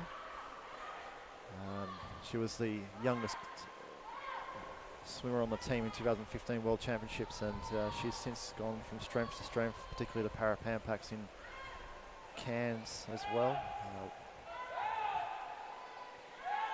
So coming for home, and the last stage of this race is the freestyle. So it's Leonard who's overtaken, Downey second, Neitzel back to third, and Ichi Nosei in lane number 2, not too far behind, along with Smith in lane 7. So it's Leonhardt, Downey and Neitzel will fight it out. Downey coming down in lane 5, putting great pressure on Leonhardt, and it's not over yet as far as way of placings, but kicking away is Leonhardt, hitting the wall first in 2:33.16, not far behind Downey, 2:33.90, and in third Neitzel in lane 3, 2:35.18. Of course, we'll wait for the official results to come through on the screen. We will, as is with all the Paralympic events, these championships is based on the point score, not on the times of our athletes. So we're seeing a number of points here in the 800s, some 700s there. We've got Downey with an 835 that will, at this point, judge her as second, pending the final results. And Sophie coming down here from the United States here, 707 points, Tom 318, 93. Lovely lady, Sophie. I was having a chat to her in the cafe yesterday, and she was getting her hot chocolate, and she was really lovely to talk to. So she really enjoys what she does, traveling around the world in the Paralympics, and she's been on the scene for 12 years, she told me. So certainly very experienced in the pool. As we were touching on that before, is that certainly this morning and yesterday, longevity of Paralympic athletes tends to be,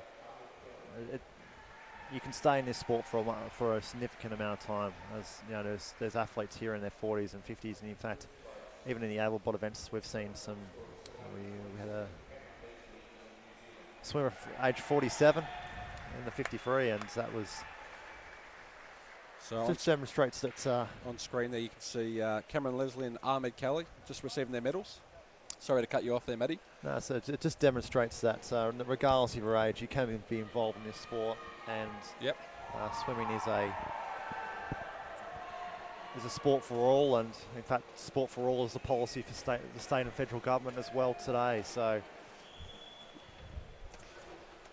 we, ladies and gentlemen, we now move to event number 55, which is the men's 50 metres freestyle, and you hear the announcer calling the names there. Jacob Whittle, Benno Negri, multiple gold medalist at age. Daniel Hunter,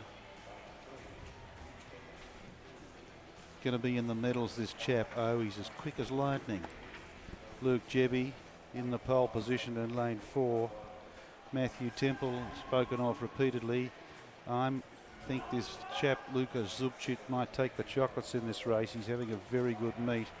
Andrew Rice, Kieran Mullen, and Kyle McAuliffe, and he had a good swim earlier today too. Now it's going to be very difficult to pick the winner here. Any one of 5 or 6 swimmers have legitimate claims on this title. It's all over in a flash. 21.92 is the record held by Target. Matt Target, great swimmer himself, in the starter's hands. Impeccable start by all the swimmers, no funny stuff there. And it was 58 from McAuliffe. He was quickest off the blocks, but as they're coming down through the middle of the race, it looks to me like Jebby's got the go here, but Temple as well. Jebby and Temple look like they're going to go head to head.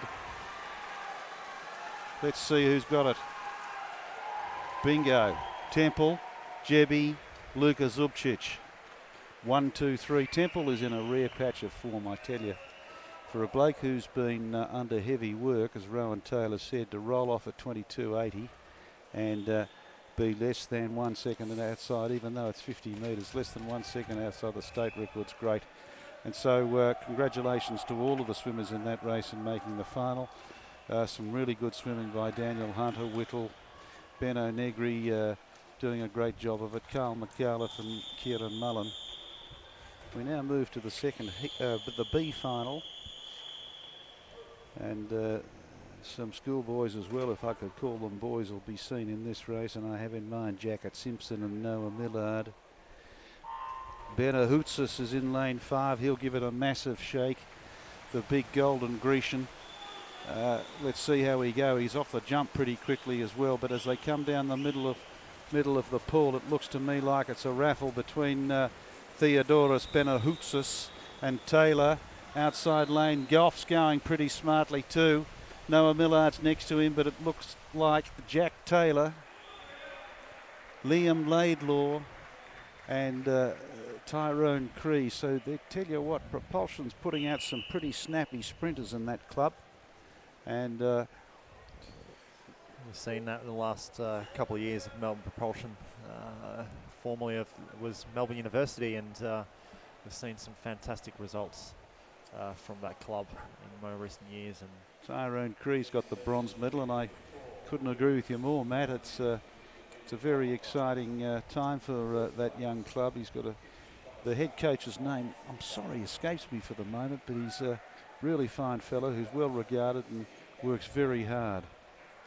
Just goes to show you how competitive the racing is between first and fourth, 200th of a second. So unbelievable.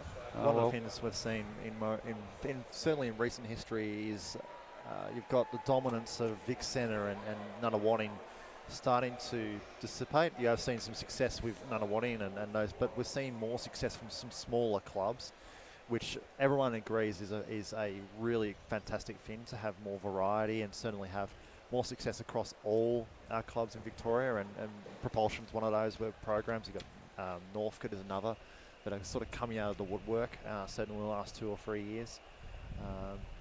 And of course we've got the established leaders of MLC, Surrey Park, Nunawading, Vic Centre, still leading the pack, but still got a number of other athletes and programs coming through which may not have necessarily been there 2 or 3 years ago.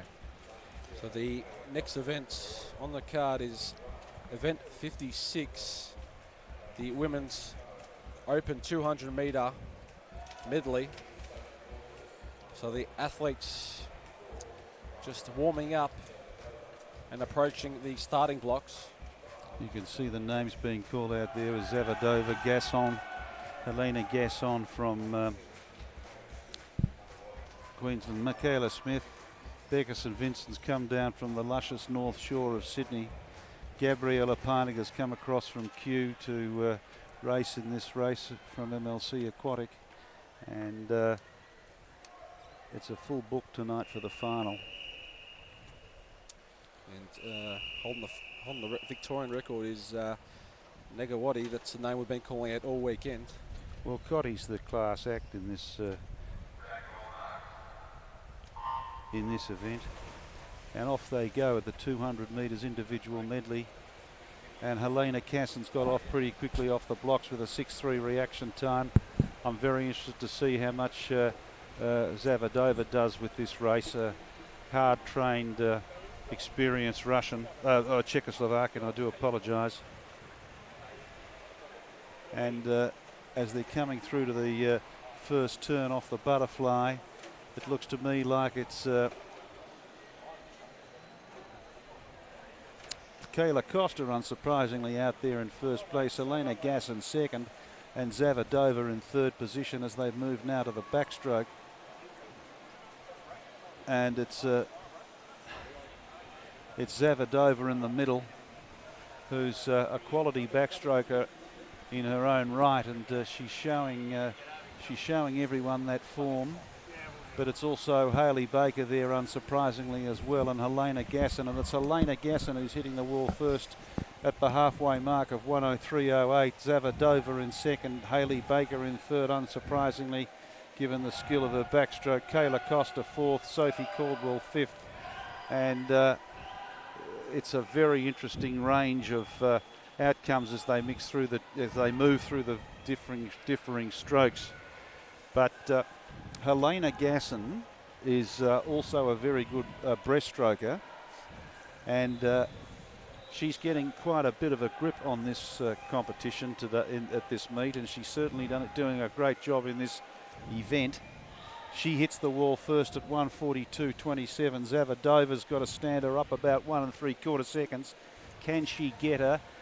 It's a hard call. It's a fair distance, and it looks to me like Gasson's really got enough gas in the tank to move through nicely. She's got about 2.5 lengths body lead at this stage.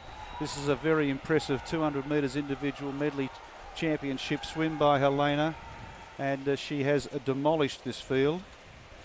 And it's a pretty swish time of 2:14.08 as well. That's an impressive swim. She's beaten a very experienced international swimmer in Zavadova in second.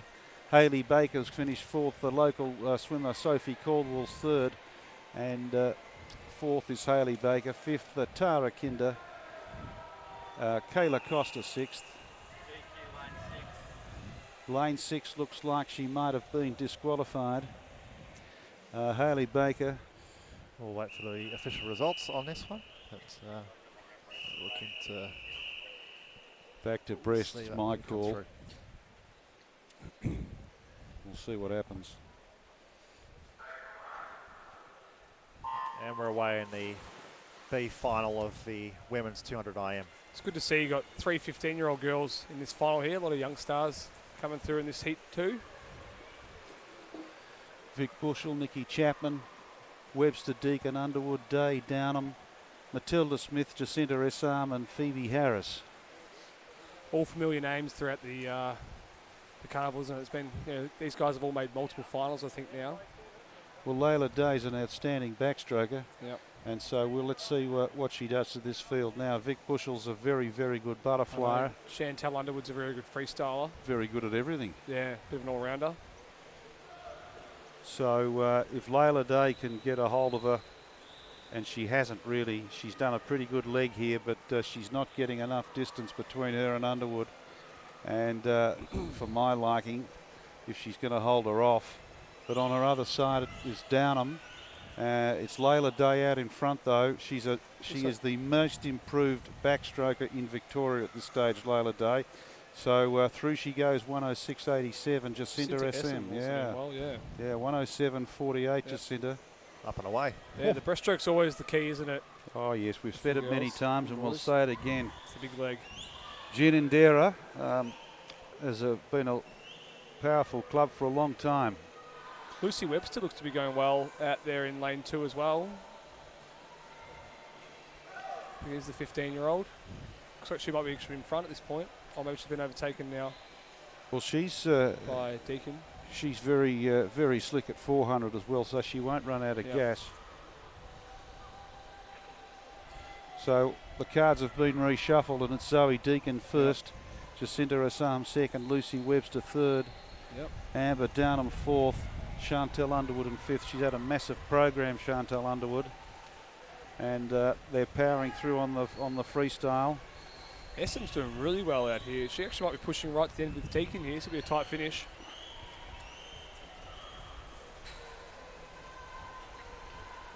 I think you've called it well. Yeah, I think Essam's come home really strong in there. She's going to take it out. Half a body length. Yep. It's a great swim. 2:20.17 is Jacinta Essam from Ginninderra. So 2:26 this morning, so she's dropped 6 seconds. she's really she's dropped the hammer. That's a bomb she's dropped there. Yeah, it's a great swim. Zoe Deacon's come in second, and Lucy Webster, her training partner, third. Amber Downham fourth, Chantel Underwood fifth. There's a lot asked of these swimmers, and the individual medley itself asks all the questions. Yep. It's a good race to watch too, seeing the tactics between the girls who have their, their main strokes and their, things that they work on better than their, their weaknesses. Well, we'll see that in graphic colour in the next event as well, which is the men's 400 individual medley. Yep. And I think this is going to be one of these events of the night here. This is going to be a very, very exciting race. Yep. We've got swimmers in the middle here. Sebom Lee, Brendan Smith, Rogerson, some good names there. Rogerson, Smith, Sebom Lee and David Schlicht. Even Ryland Brylan's pretty handy as well. Patrick on the outside there as well. 15, So yeah. He did a great swim in the two breast just only about an hour ago, wasn't it? So he's had a big program. Those first name swimmers, Rogerson, Smith, Sebom Lee and Schlicht. Certainly Smith, Sebom Lee and Schlicht all have Tokyo on their minds. You would have thought so, yeah. And with Mitch Larkin looking like probably not Doing the competing in the 400. Clyde Lewis would be sort of aiming for Clyde that too, Lewis is indicating he may not do it. May not do it. Thomas Fraser Holmes is holding his cards very close to his chest, and this 400 IM is any man's it's an open opportunity field. if you've got the ability. All of these swimmers in this event know it. Yep. And all of these swimmers, in the middle particularly, will be very toey because this is a seriously important race for all four of them in the middle. Yep.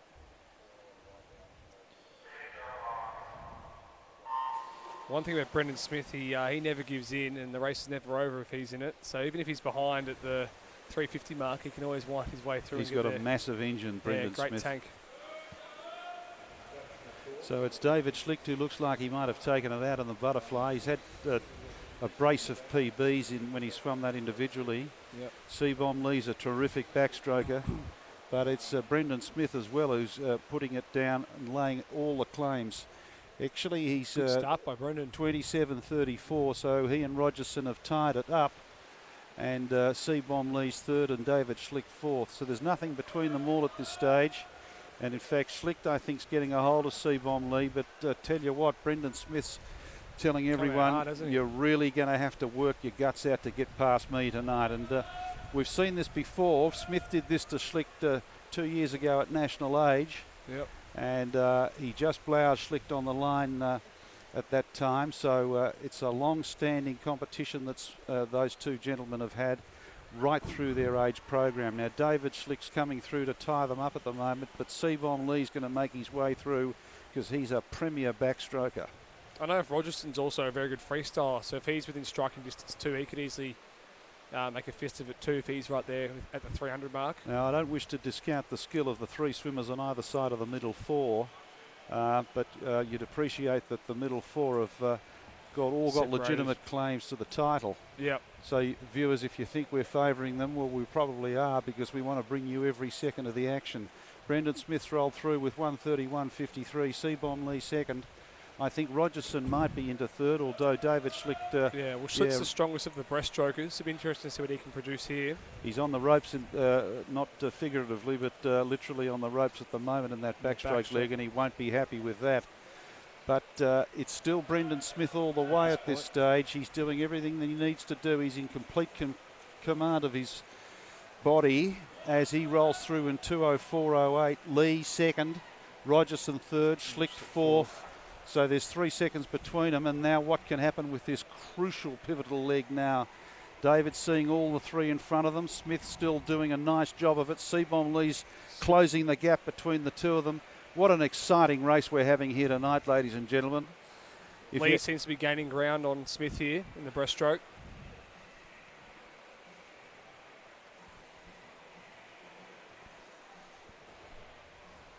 But it's whether Lee can match him in the freestyle, I think. Well, there's still 50 to go Yeah. in this leg. So there's still centimetres able to be guarded here and there, and what an underwater there was from David Schlick there. He's trying to get everything. up. He's trying to get everything he possibly can out of them. Elliot Rogerson's doing a really Absolutely, good breaststroke lead he's here in. too. He's right in this too. He's in this too. It's still Brendan Smith though. Seabomb Lee's trying to put everything he's got into this, and Rogerson as well. Maybe great David last Schlick's come out of touch a little bit. We'll see, but it's still Brendan Smith. And Seabomb Lee looks like he's going to get him on the wall here. By goodness, this is a cracking race. Yes, it's still Smith. Just 321.18, plays 321.41, plays 321.73, and Schlick through at 323.43, and it's into the freestyle, and it's still anyone's go at this stage. But if you were a betting person, you'd have to keep it on Smith. His freestyle is probably his strongest leg. It sure is. We've seen him swim through many a swimmer at this in this league, haven't we? Yeah. The fact the other guys probably didn't have a lead was going to be hard. Back him in from here. So 350.78 plays 352.29. It's Nunna, and Seabomb Lee at 353. Rogerson's still within striking distance though, or? So Rogerson's still going after Smith, but I'm not seeing anyone get past Brendan Smith here. It's a great swim. Yes, it is. He's put it all on the line tonight. He's told these other three swimmers, if you're going to get to Tokyo, you've got to get past me. It's a great swim, 4:19. 4:19.48. Elliot Rogerson, Nunawading, 4:21.55. Lee's gone 4:24.31. Schlick has gone 4:25.04, and that's the first four swimmers through this final. That's a great race in them, wasn't it? Yep, William Petrick has come fifth, and he'll be very happy with that swim. Yeah, great swim by William Petrick, 4:33. Especially after a 200 breast. Hyde Sydenham, indeed. Hyde Sydenham 6th. Evan Shee 7th. One thing you can't underestimate about Brendan Smith, he's just a great racer. Oh, yeah. They all are, but he certainly turns it on when he has to. Yeah. Well, that was a very exciting 400 metres individual medley, sports fans. And you've certainly seen something very special tonight without overusing that overused word special. Yeah, great race. Well, as we come back down off the excitement of that event, we now move to the 50 backstroke. Now, Hayley Baker and Olivia Lafoe are in the middle here, and they were very close to one another in the heat this morning. Alana Ilioski, Maggie Skews, Ash Wheel, Layla Dame, we've mentioned her before, they're just checking the timing systems. Baker, Lafoe, Lushavel Stickland, Georgina Pryor, Isabella Simmons and Kayla Costa, and hasn't shared a few finals this meet. Just a few. I think she's done everything asked of her by Nunawading. Yeah. There's a medal ceremony here, gents. This is the 200 IM.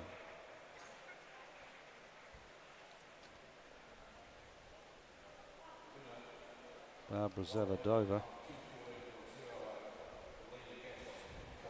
And that's a great meet from Elena. I'll be interested to review that young lady's results. I haven't got them at my fingertips, but she would certainly be happy with what she's done, Elena Gasson. And there's three fine swimmers. Accolades and credit to them all.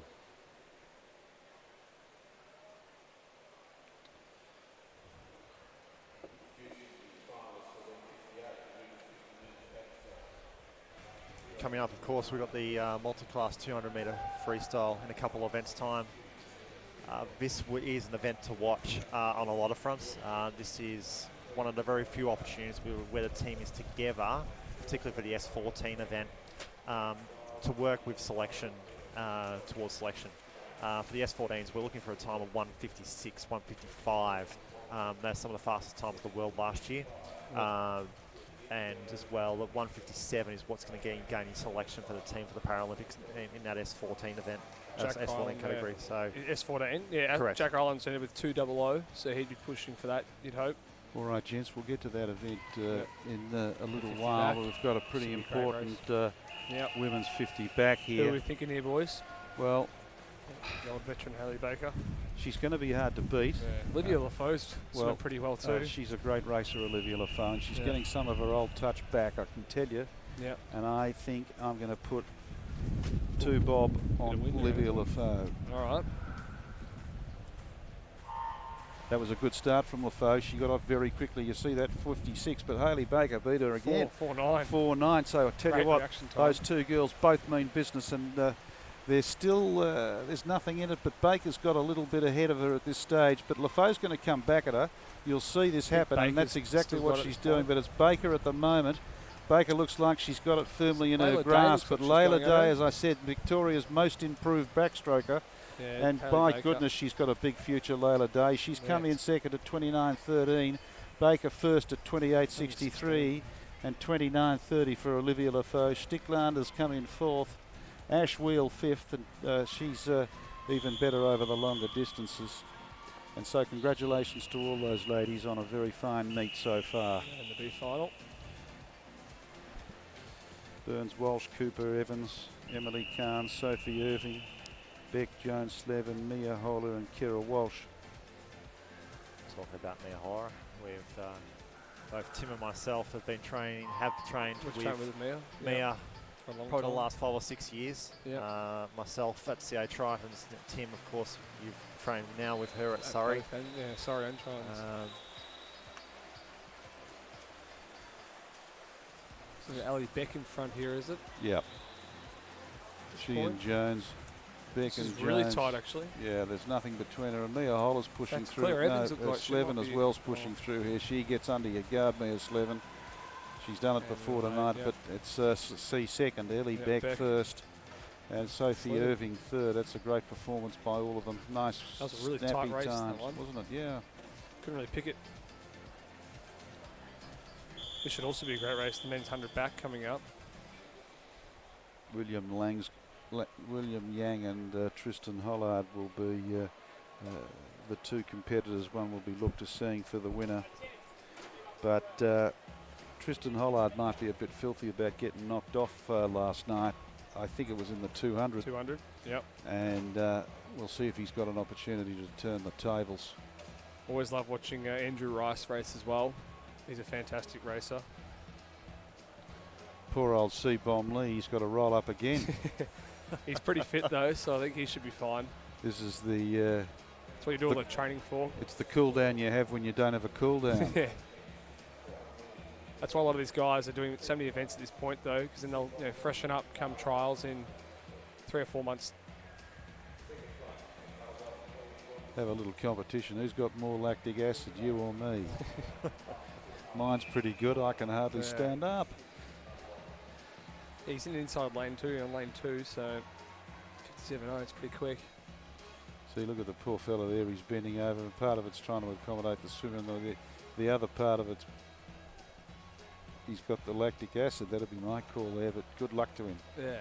Great swim by both of those two famous Nunawading swimmers. Picture of Albert Park there. Isn't that a beautiful Yeah. sight? It's a nice night, a bit better than last night, I think. A bit warmer. As you can see, the fence is going up for the F1 in a Prix. couple of weeks' time. Rowing sheds over there. That's the I think that's the Albert Park rowing shed. I should know that. Look at the beautiful sun coming off. That's great Yeah. camera work, boys, inside there. It is. Don't worry about Pablo Picasso. We've got some pretty talented artists in that That's what we do. control room, and what a lovely job they've done. Well done, gentlemen. Got the pan across the top of the pool as well. Come to Melbourne. Joe Bielke used to say, don't you worry, come to Queensland. Well, we're saying, come to Melbourne. Look at that beautiful sight there. Also There's- got big Noah Millard in this race. The size 18 feet, I think it is, of the 17-year-old in lane 9. He's about the youngest chap in this race. Yeah. And he's probably not the smallest either. If you have a look at him. He's 6'6" already. He's a big Ash Delaney, of course, the Victorian record holder, 53.1. Set in 2009. It's hard to see him cracking that one tonight. I'm with you. Certainly his peak of his career that time. Yeah. So we see Tristan Hollard there on your screen. William Lang there on your screen. Those are the two men I'm looking to. Andrew Rice. Zach Dells come from the Pukekohe Swim Club, and from the MLC Aquatic Swim Club is the best 17-year-old in Victoria going around. Yeah, big Noah.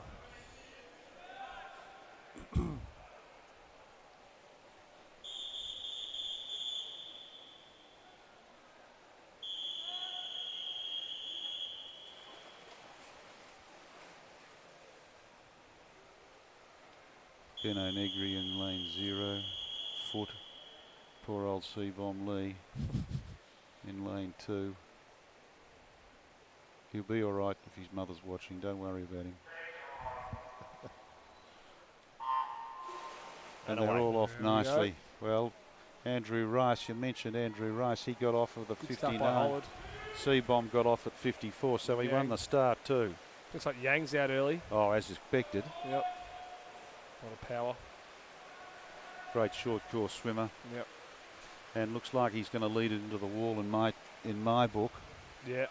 He's got. He's going to roll it out in Hollard something looks like like about he's 26 coming and a half, 26.83 it is. Hollard second, 27.25. So it's going to be a drag race back down this pool. William Yang's got the fast twitch Hollard's muscle definitely fibers, pulling him in though. Hollard is going to do what he hoped to do last night in my book. Overrun him. Maybe. I think Hollard's in front at this point. I think he's overtaking the last sort of 15. Oh, it's going to be real tight actually. Hollard, I think. Yep. And it's Tristan Hollard coming through in 54.90. 54.90. William Yang 55.01. And Andrew Jeffcott in 55.89. And they're the three medal winners of event 59 and in the 100 metres of backstroke. Shout out to C-Bomb Lee. They actually went 57.1. Still came 6th. It's a great effort. As we said earlier, just straight after the 4 a.m.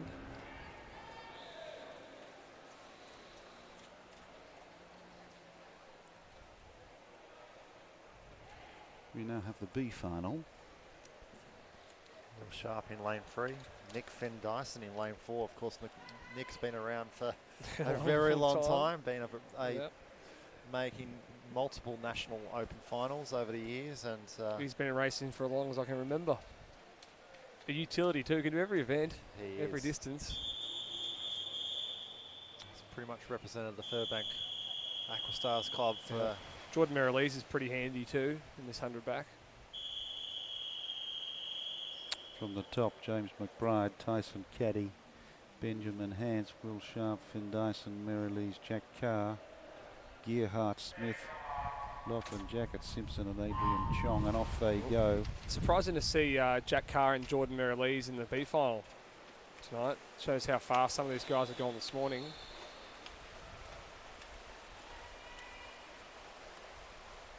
So it's Jordan Merrillees showing them how it's done. He's taking it out nicely.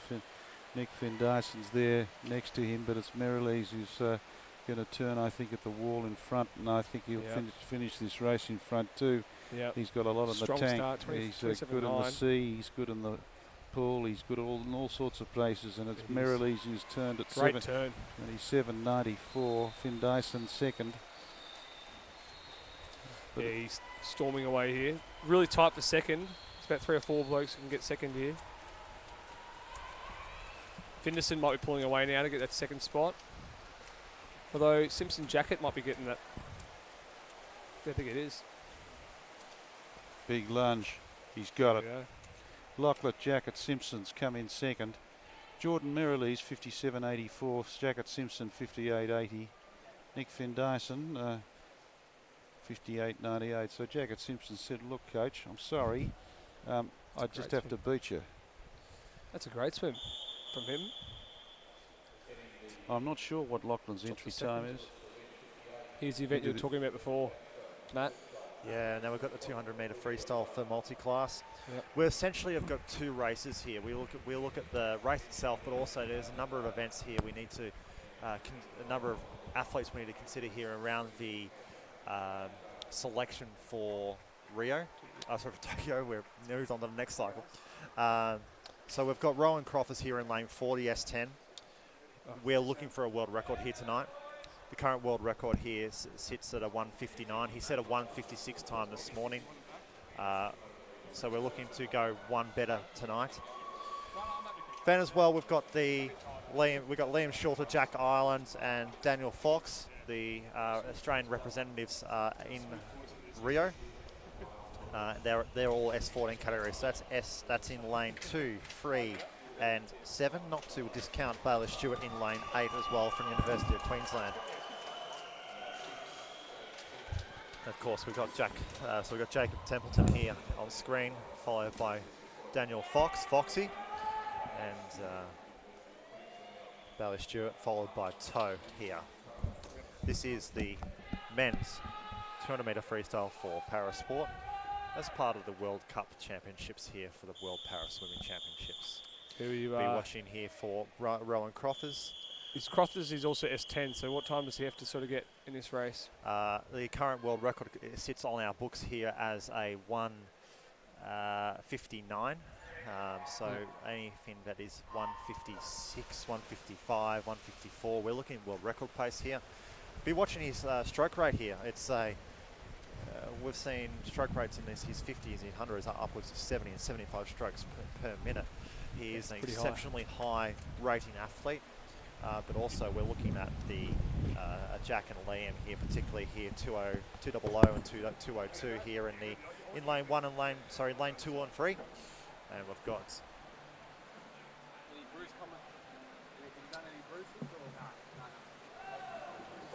And on this race, we're very proud to have so many of you from around the world join us. And this event is something we need to really watch in here too, because we've got Jack Ireland and Liam Shorter, Crothers here, Alford, Templeton, Fox, Stewart, Toe.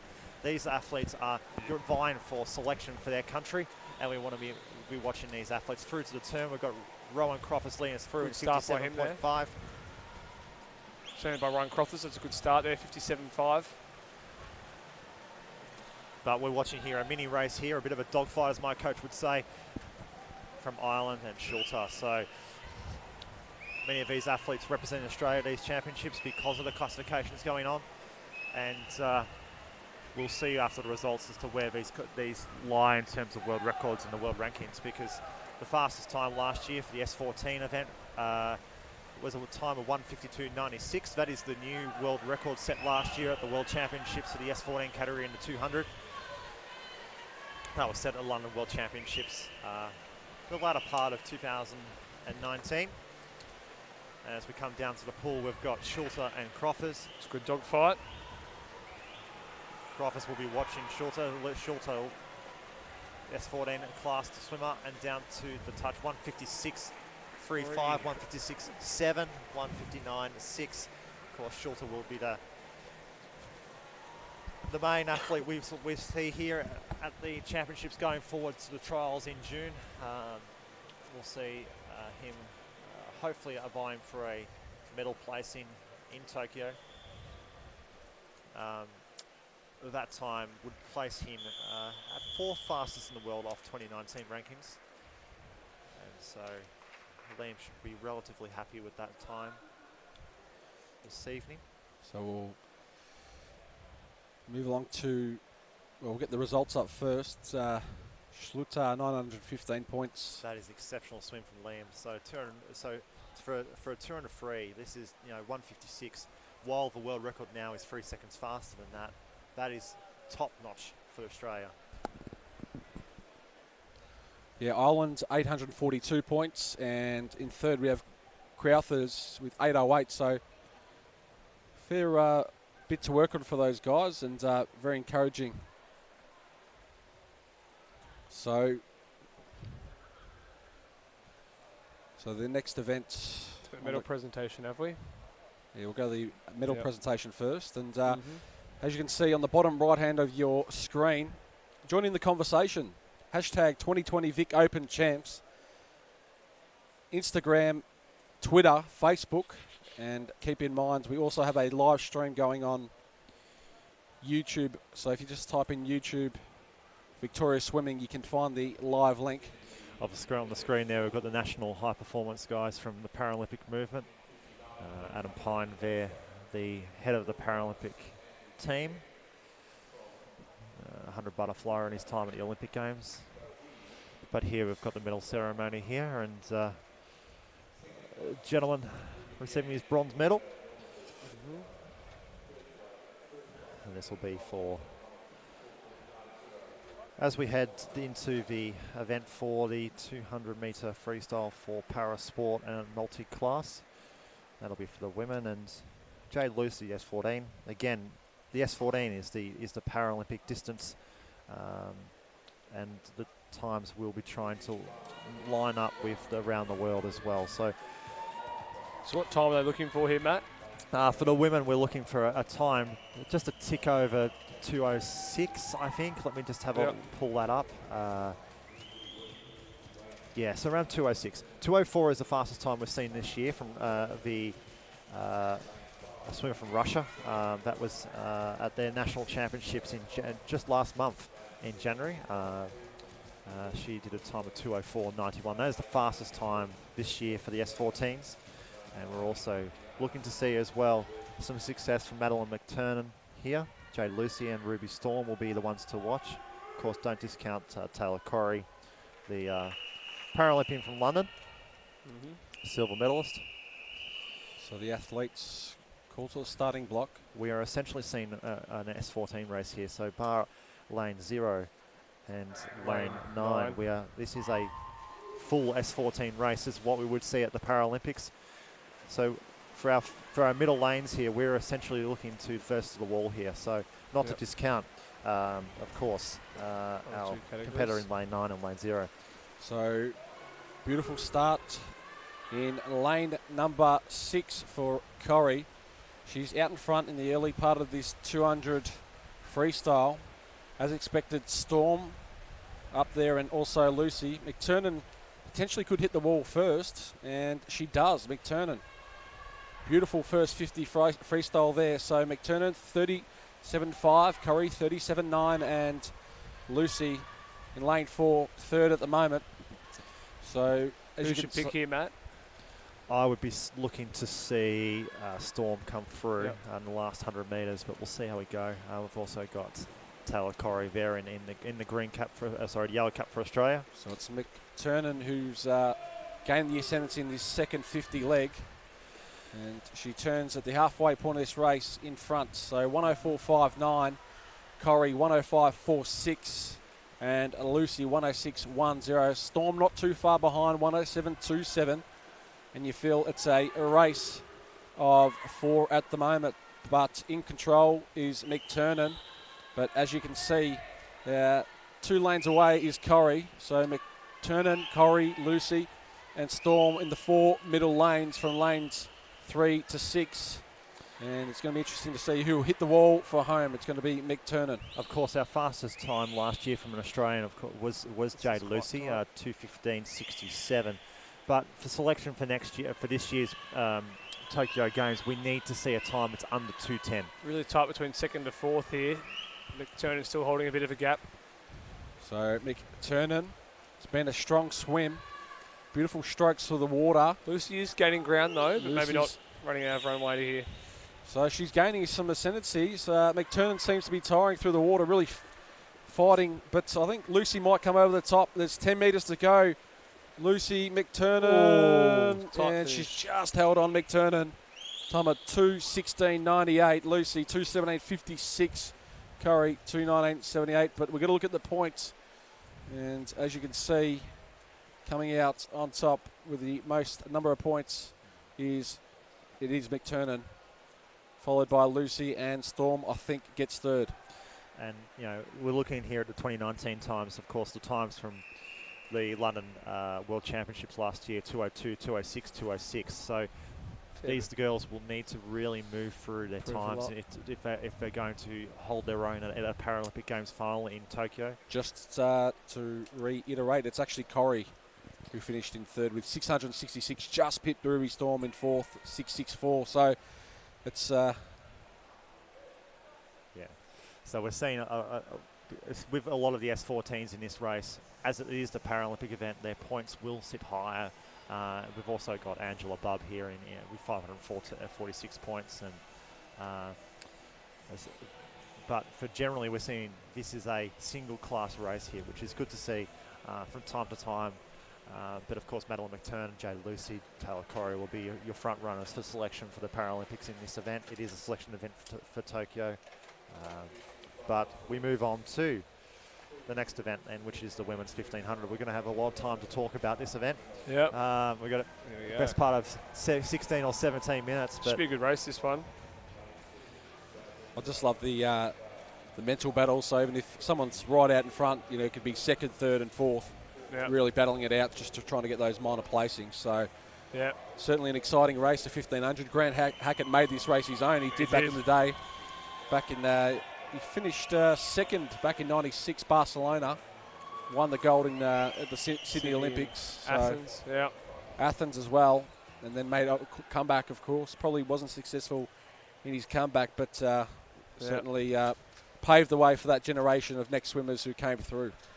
Got to be tough to be competing in this event, haven't you? In the 1500. Oh, definitely, definitely.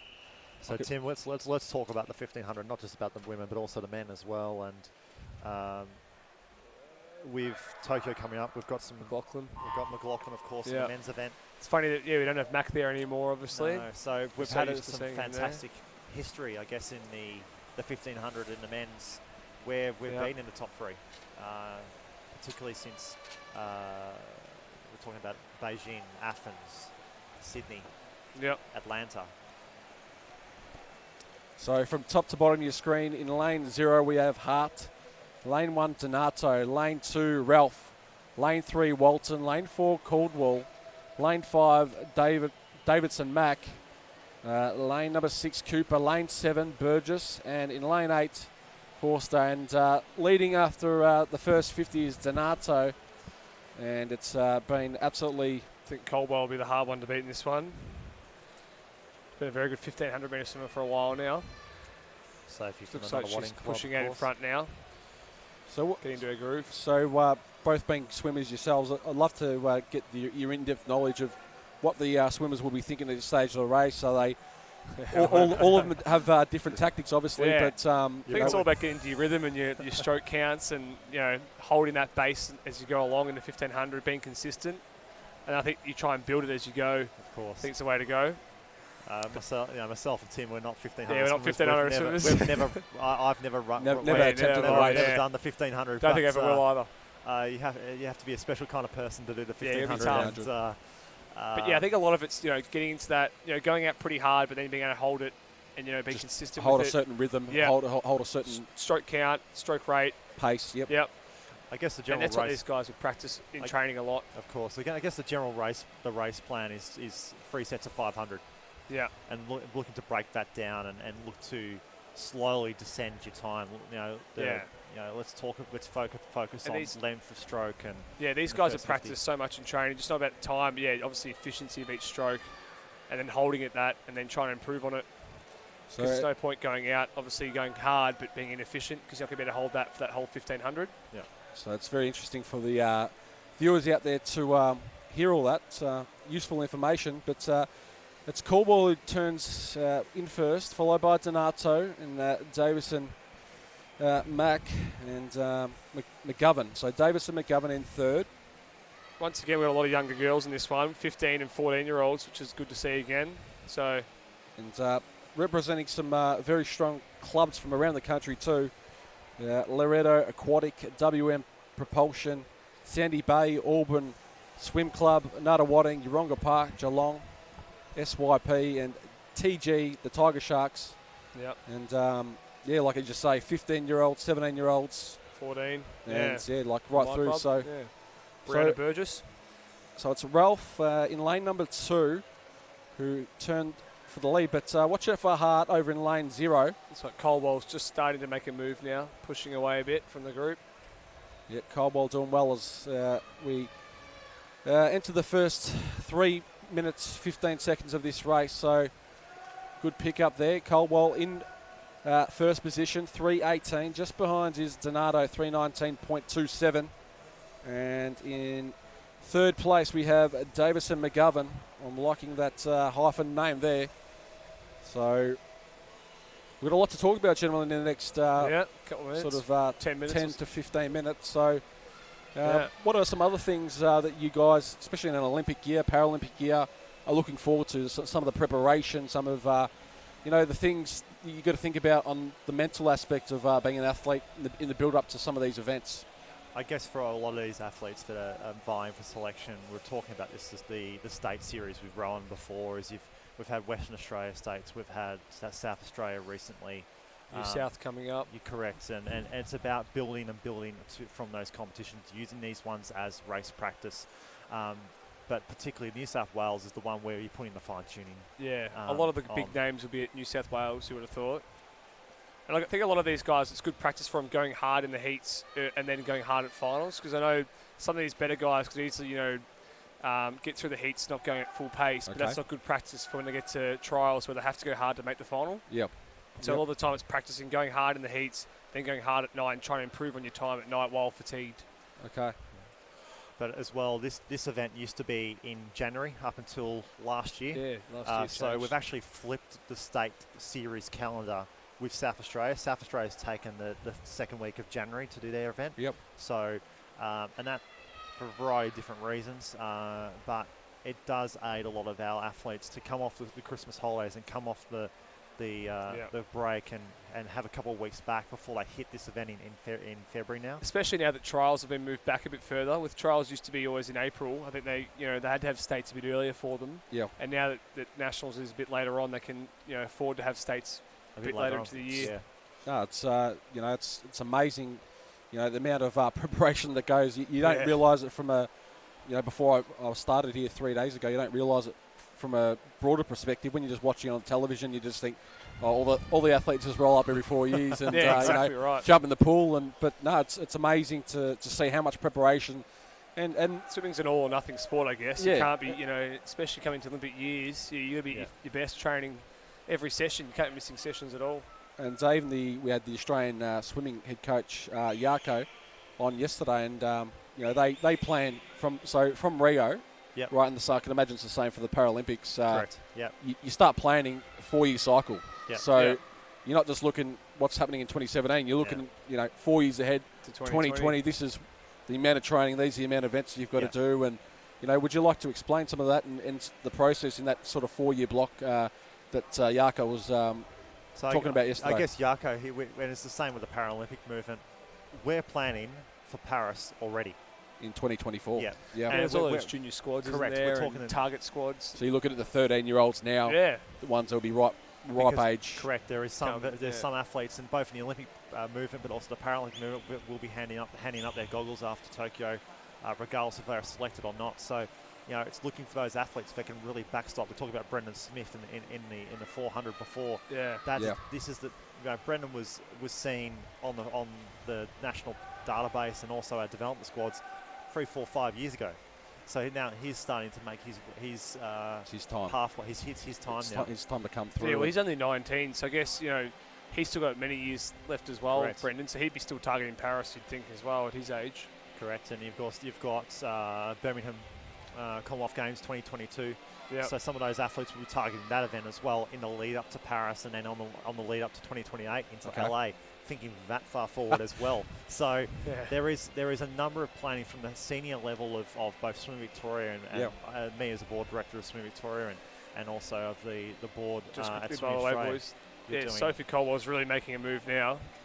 Really pushing ahead of the pack. As you would have thought, entry time of 16:27 with the next best at 17:09. So she's got a significant lead. So we're approximately halfway through this race. So it's Colwell in front, time of 7:50.40, and it's the rest of the pack chasing. So Davison McGovern 7:55.55, and in third we have Walton 7:57.40, and the out in lane one Donato with a time of 8:54. So it's really throw the blanket over the others for the minor placings, and it's all about Colwell at the moment. Yep.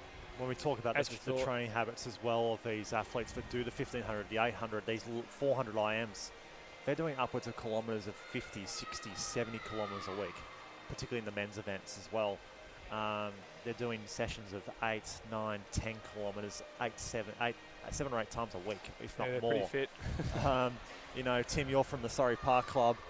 You know, There's a few historically guys with there. show, we've heard many stories of your club and previous coaches at Surrey Open Park doing water 100 swimmers. kilometre weeks. Yeah, there's been some tough coaches back in the day, I think. Not too sure if you guys have much information on the Auburn Swimming Club, but they seem to really be here in contingents. I've seen a lot of Auburn swimmers and Yeah, they're a lot big of distance club. and they're located in New South Wales. Is that correct? That's correct, Yep, in Sydney. That's Yeah. right, yep.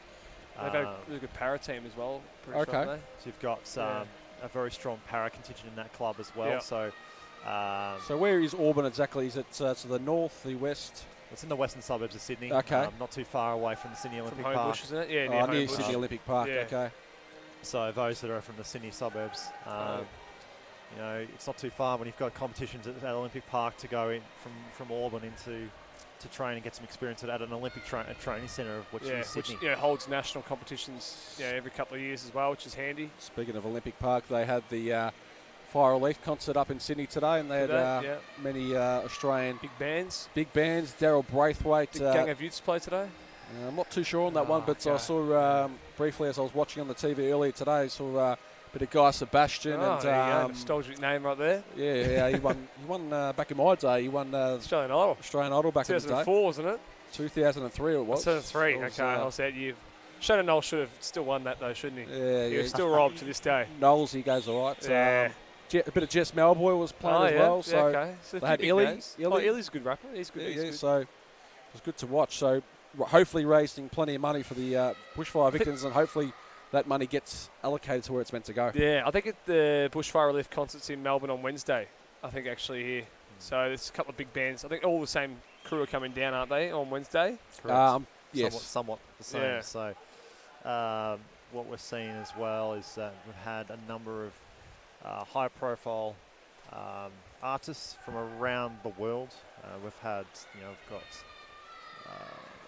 got a fantastic group of people through the Oscars as well, donating, using a lot of their speeches to be able to donate. And Hugh Jackman really Yeah.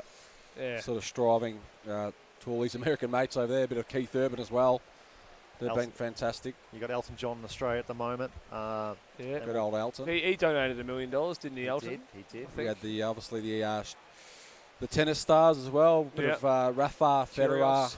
all of them. I think Nick Kyrgios also did some great things here as well. So the Aces for Bushfire Relief campaign, which raised a hell of a lot of money. So we just hope. I've heard some stories about not all the money getting exactly donated or allocated to where it's meant to. So hopefully, Celeste Barber's 52 million 52 hasn't even been released yet. So I guess that's the problem with that is that the nominated charity was the RFS, the Rural Forest Service in New South Wales. That's in Victoria. That's the CFA, and unfortunately, the RFS is a firefighting service and not necessarily a charity like the Red Cross, where they can distribute that. So Celeste Barber and of course the RFS lawyers will go to sort that out hopefully this week, and we'll be able to. $52 million is a lot of money to be able to distribute. Just to quickly say, boys, looks like there's a fight on for second place between Walton and Davison McGovern. Walton just still in touch with her. I'm not sure if he's going to catch Sophie Caldwell, but still. Yeah, look, there's big a lead. A couple of body lengths, maybe body length and a half at the moment. So we'll have a look at the times as they come in. So there's only 3.5 seconds separating the two girls. So Davison, McGovern and Walton. So it's funny as well. This is Sophie Caldwell's record that she actually holds in this event. She broke it last year when she went 16:27. So be interested to see where she's at the end of this race in terms of around her record time. Hopefully you'd be hoping she's going quicker heading into the Olympic trials. So Caldwell turns in first place, 12:57.77. Absolutely really ripping up the field at the moment. But as we know, it goes by points. But with the way she's going at the moment, you can't see her losing. Well, she's got to take down, obviously, Ariana Titmus, the best, almost the best in the world. So if Sophie's anywhere near around that, she's at posting a pretty good time. She's priming herself. And Ariana, Yep. of course, is a very young athlete. Probably going to be part of the Australian swim team for A the long, next long 10 time. years at least. Yeah. But Amazing then swimmer. we always take a second athlete in this 1500 to So hopefully Sophie can push for that. correct and to represent Australia, regardless if you're the number 1 slot or the number 2. Yep. It's an honour nonetheless. Because the 1500's a new event for the women into the Olympics as well. It's never Correct. historically been in it. They've also added the 4x1 mixed relay as well. That's a brand new addition to the program. Yep. That'd be good to watch when that It will be. happens. The tactics will be. behind it. And that will be an exceptionally fast race because you've got the number 1 and 2 of the 100-metre freestyles and medleys Yeah. in that race. And Chalmers and Campbell together. It's a pretty good duo. Now, gentlemen, I've always wondered, obviously, in sport, many professional athletes, they have superstitions. So with Yeah. Rafa, you see him Yeah, pinching the his hair jogs and the last step the of the hair lines and the drink bottle. a bit of saliva coming out, and Yeah. just for the grip and the tape and all that kind of thing. So for swimmers, Yeah, I think a lot of swimmers develop superstitions. what maybe, I don't know, you can maybe, you may or may not tell the audience some of your own superstitions, but I don't know, is it rubbing the togs, is it the Speedos, is it the funky trunks, is it... I have a lucky pair of goggles I always wear for race day. yeah, Yeah, I've worn for about 10 years now. I always wear those. I clean those ones. I don't know why. I just like that pair. So you've had them for 10 years? Yeah. So I've worn those for a long time That's now. a long, long time. Yeah, right. I've cleaned them a few times, so they're still in good condition, so they still work. oh dear. And Mate, what about yourself, Maddie? Any superstitions throughout your prestigious para career? not necessarily. One of the things I do, and I have done my entire career, I'll always get up onto the block facing the starter. Okay. I know that I've just done that my entire, no matter which, because sometimes the starter's on left On the and right, side. I'll always face the starter. I think Kyle Chalmers, always kicks a footy to himself. I know that. Okay. He always brings a little footy around at every comp and has a kick to himself before he goes out and races. I'm talking about that Scooter and Ahmed doing something very similar Yeah. to that as well. And So what you're hearing there is the signal for 100 metres to go, the whistle. Sophie's on a good time here. So Coldwell 47. from Nuttawading is... Probably not as quick as what she went last year, but a bit off the pace. But you'd imagine she's in pretty heavy training right now, so you wouldn't have thought she'd be going as quick at this point. just doing what she needs to do. Yeah. And it's also probably hard for her right now, not with anyone around her to push her.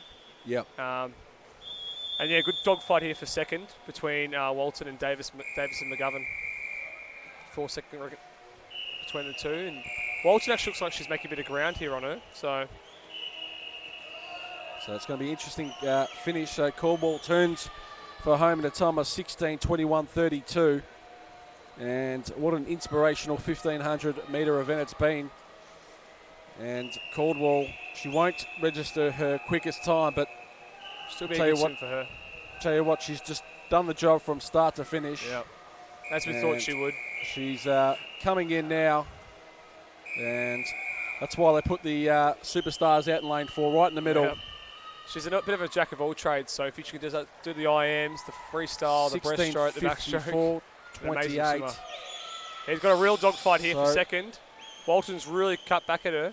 So it's can they Looks like come to the Davison line? McGovern. But no, I think she's going to just run out of time here. Yeah. So Davison McGovern pushed her hard from there. Marathon- 17-12, 1-2, and that was a good fight for second and third. Walton 17-13, 2-5, and Ralph touching the wall at the other end as we speak. So is Hart. In come Burgess and Cooper in positions 4 and 5, 17-22, 17-33, and Donato and Foster in a race for the last couple of positions. And here come the girls. The last 4 finishing now. Out in lane 2. It's going to be Ralph with a time of 17:49.87. And Hart out in lane 0, 17:55.04. Burgess in lane 7, 17:57.47. And Foster 18:02.56. So that rounds out the women's 1500. And As we move on to the women's Best, 4x1. probably the best event way to finish the program, isn't it? With the 4x1 free relays. It's always a great way to finish everything off. Seen some great races over the years between Nuttawading, MLC, and Vic Centre fighting it out. So we've got 2 events, heat 1 of 2 coming up. Yep. And we've got here the Victorian record time set by Victoria, 3:41.43. Made up Big of centre? No, it's Team Victoria. Team Victoria. Which have been set at the short course, so the long course now as well. And no, I'm actually just trying to correct myself. It'll be the school team. So that'll be the Victorian School Sport Australia team in August of 2019. So that's an exceptionally strong team then. So on your Hawkins, screen, Foster. you can see the medal ceremony, and here come the women for the 4x100 freestyle relay. Of course, this is a time final race, so both the times of Heat 1 and Heat 2 will be combined together, and the results determined after that. So we may see, however unlikely, a Heat 1 team get up for a medal, but we've got some strong teams in Heat 2. We'll get to that in a moment, but Swimland Swim Club, EC Waves and Southport Olympic from the Gold Coast in lane 5. And gentlemen, you're obviously in your junior careers, you probably would have participated in this event, and what about your senior careers? Have you done this event before? Yeah, I've done it a few times. It's good fun. You're up against some big names often, and it's pretty strong teams out there normally. So they'll post some pretty quick times here. They will. And it's just good for team morale, for squad culture, you know, getting around everyone. We also particularly talk about the age group relays as well, more so than this one. We do see a lot of success come out of relays because they'll go a second and a half, 2 seconds in some case faster than the individual events. Yeah, you get hyped up. You go quicker in relays every time. The atmosphere behind it all. As we see the definitely at age as well. There's a bit more of a crowd there. As it opens, it's a bit quieter. Not as many people here. In about a fortnight's time, we'll see the AGSV and also GSV championships in this pool. Yeah. That's the school teams. Now, I was talking to one of my squad mates as well that a few years ago, I think Ivanhoe brought their cheer squad and their band to the pool. Yeah. Ivanhoe have always been quite a good swimming school. Of course, St. Kevin's been pretty strong in the APS as well. Yeah, so that'll be in about a fortnight or 3 weeks' time, and Swimming Victoria is a great supporter of I'm school hoping I can commentate at that, actually. I'm hoping I can get down for that. Be good fun. It's always a great atmosphere at the school swimming. So after the first 50 metres, it's Southside in front, and Rao in lane 4 and Forster in lane 3. So Smith leading the team out there from Southport Olympic, from the Gold Coast there. And good swim by Michaela Smith. Of course, Not to be confused with the Michaela Smith from Nunawading. Different spelling, but yeah. We're talking about Eliza Fairweather earlier on in the program, possibly being given her performance. We were trying to work out if she was a relation of Remy Fairweather. The middle distance freestyle. Particularly it was 200-metre event. Is she still swimming these days?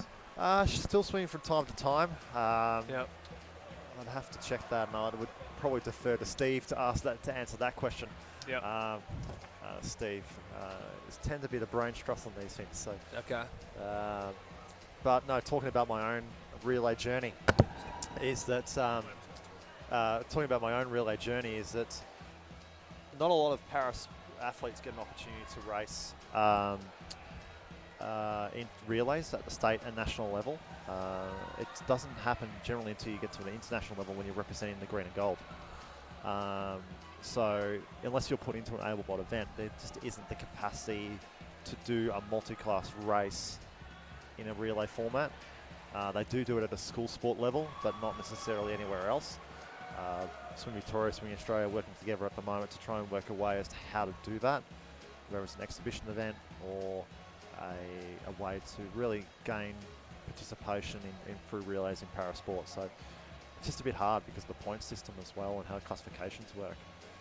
But no, as we go down into the 250-metre mark here, it looks like it is going to be EC Waves working through there past the first 5 metres, and the lights have come on at MSAC here.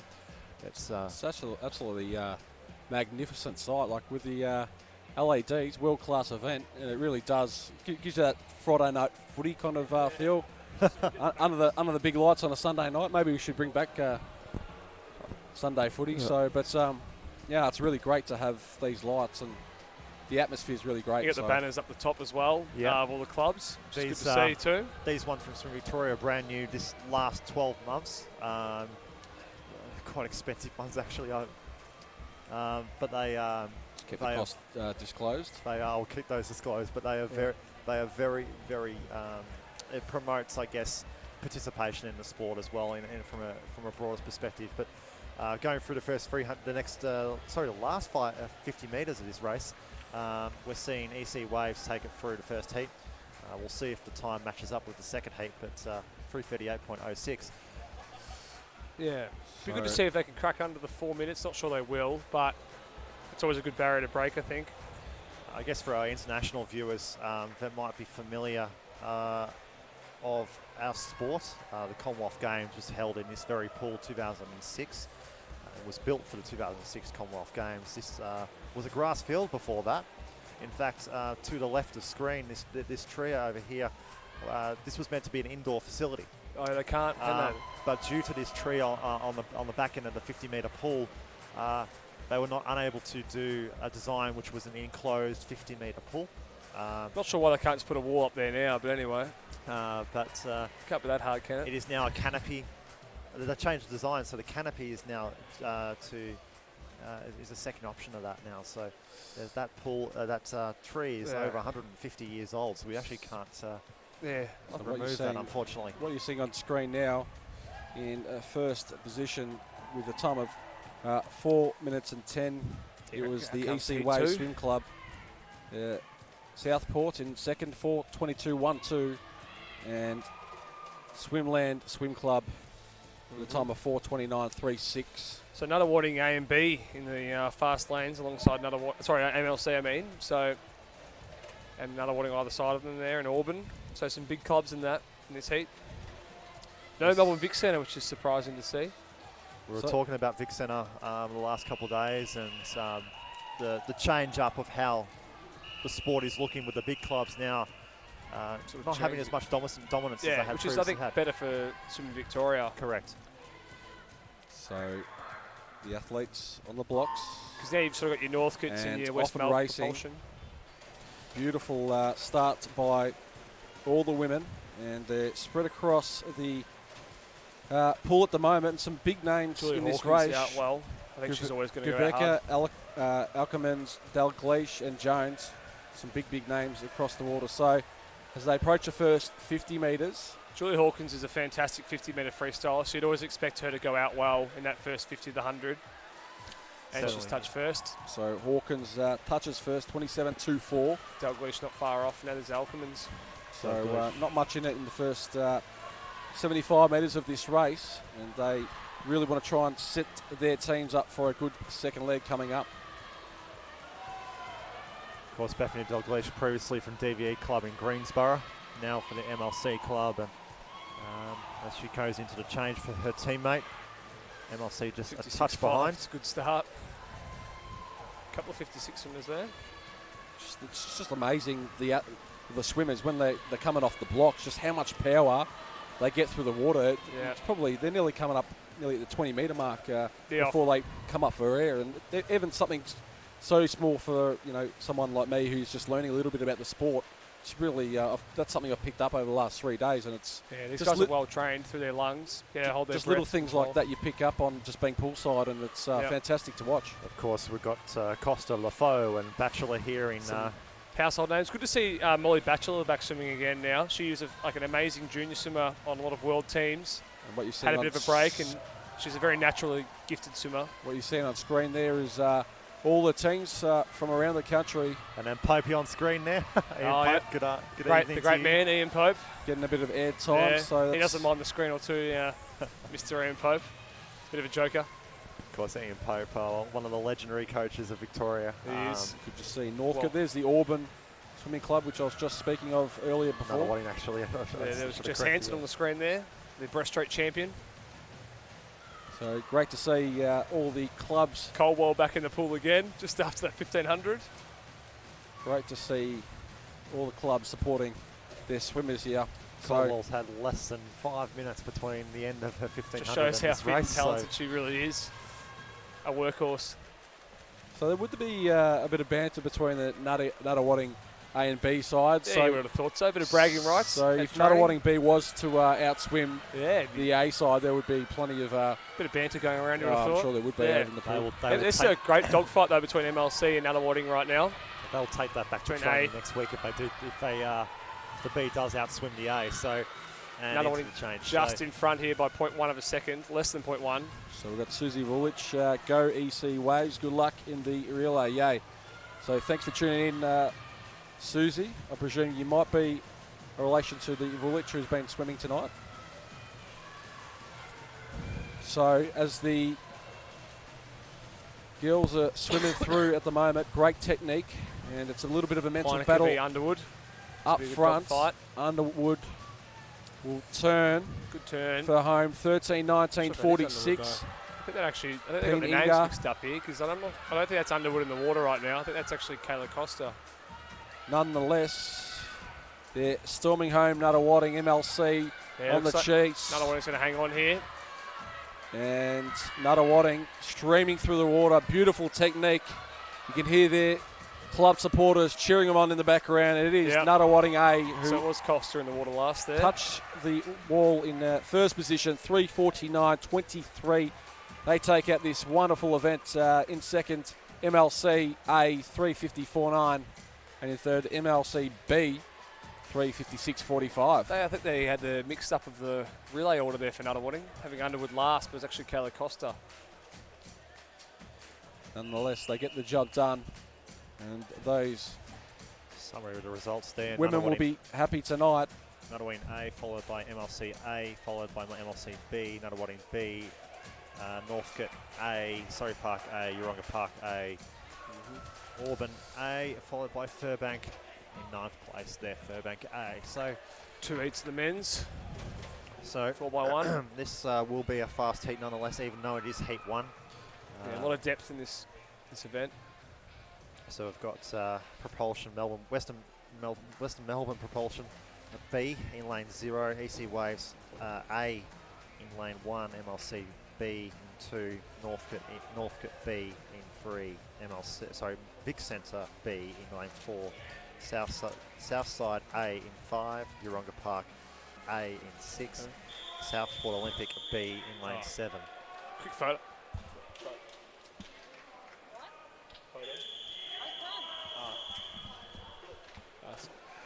So as the athletes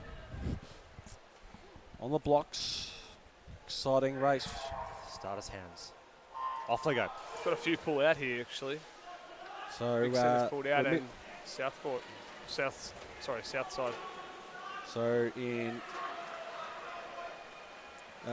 so from lane 0 we have Western Melbourne Propulsion, lane 1 EC Waves Swim Club, lane 2 MLC Aquatic, lane 3 Northcote Swimming and Lifesaving Club, and in lanes 6 and 7 Yeronga Park and Southport Olympic, and it's going to be EC Waves in the first leg leading this one.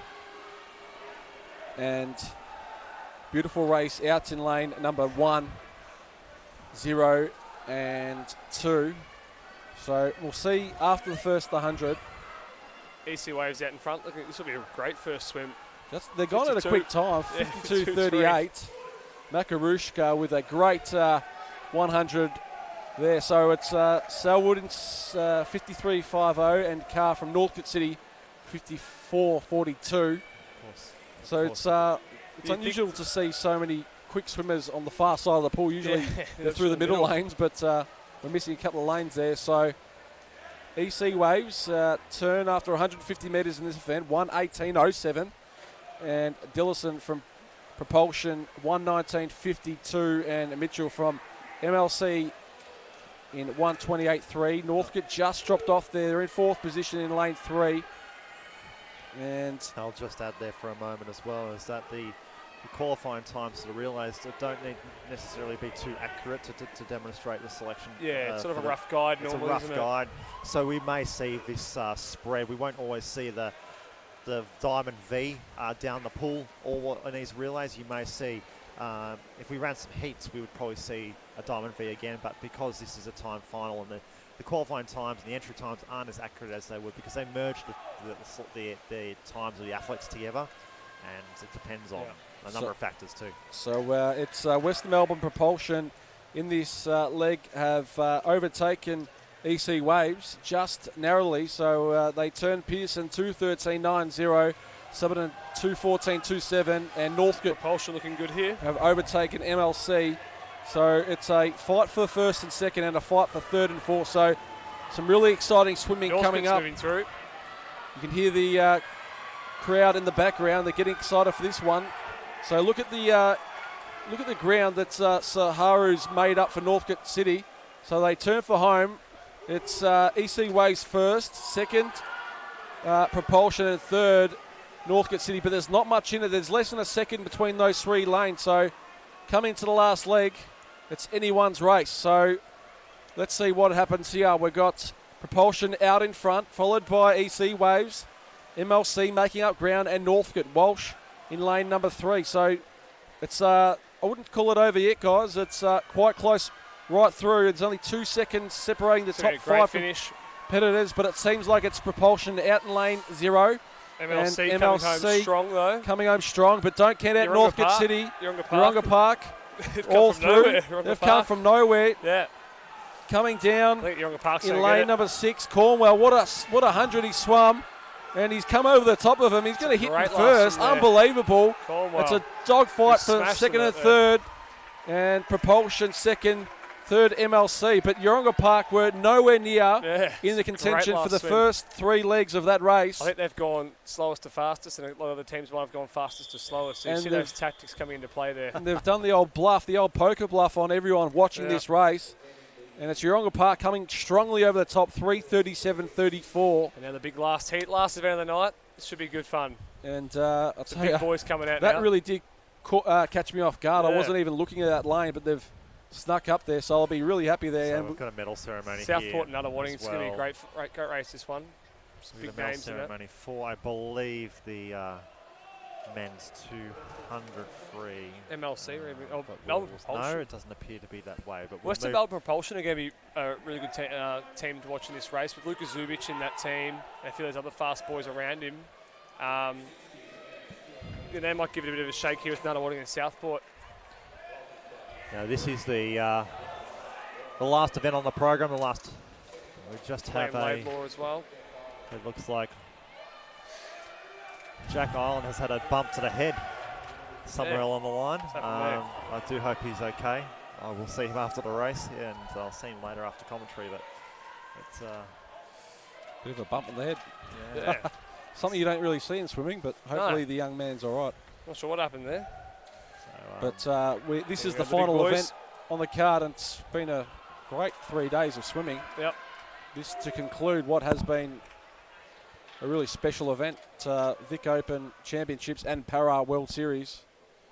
So thanks for joining in the conversation. So the athletes call to the blocks, and we'll just have a moment of silence as the athletes get ready on the blocks.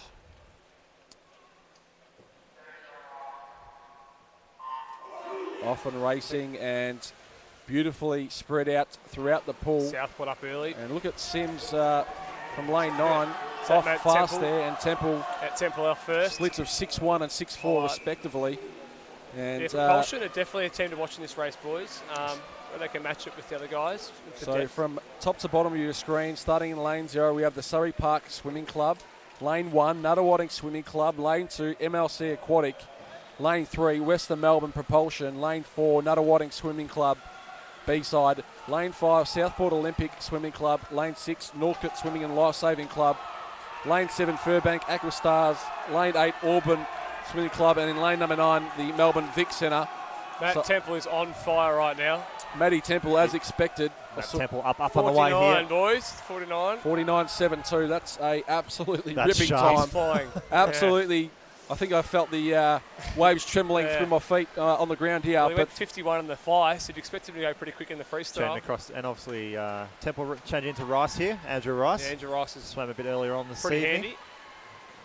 So he's Matty Temple certainly set up his team up for a big second leg. So we go to Rice, 1:14.15, and in second and third it's Negri in lane 9, 1:15.46. Ben Negri's a very good freestyler, boys. So One in 1:17. he's actually making ground on Andrew Rice right now. Andrew Rice will change into Brendan Smith, who did the 400 IM a bit earlier on. Vic Centre out wide here, so the program. other teams aren't going to see Vic Centre because Nunawading are in the middle, so they might actually be blindsided here. Exciting event this is. So it's A good changeover by Nunawading there. 1:43.6. Brendan Smith in the water. But no, as you said, no one's going to see Negri out wide in the lane number 9, 1:41. And it's Quan who brings them in south in 1:43. So it's still Nunawading. Goff in control. He's going to turn on this second half of his 50 in the third leg, 2:04.91. And they're going at a really good pace here, boys. They're still holding off Vic Centre just by 2 seconds here. Put a bit of ground on them. Gebby, 2:06.26. Although Gebby Strickland, looks like he's making ground again now. 2:09.11. And as I said before, they're not going to see him Matt out. Horton going last as well for Vic Centre here. And actually, I think it's Andrew Rice in the blocks now for Nunawading. So Matt Horton v Andrew Rice here will be a great race to watch. So Horton Here we go. comes. He's going to be chasing after Nunawading. Here we go. So the race is on, fellas. Here we go. And Lucas Zubic is in the water for propulsion, who's also very quick. So And we're now looking at Nunawading to Vic Centre here. The two, what we call the super clubs in Victoria, we're going looking head to head, but we could see. in lane 4 and lane 9. So big 2:55.88. He's got him by 2 seconds still, but Matt Horton is known for his second 50, his back end. So here we go, 2:57.64. And Lucas Zubic is actually really making ground on Andrew Rice actually right now.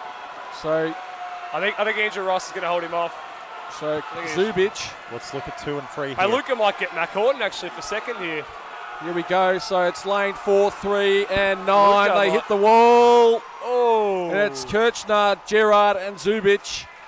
It was a lot closer right at the end. 3:23, 3:24, and 3:25. Luca Zubic did a great swim there, making up a lot of ground. He almost got Mac diving in third, with Mac diving in second. So but what an Rice hangs on. exciting event to Great bring way to finish it off. this meeting to a conclusion, and all those clubs would be super proud of their efforts. And of course, we will have the presentations that follow this shortly. While this is the last event, we'll be broadcasting the presentations that remain, and also the club championship presentations as well that will follow. So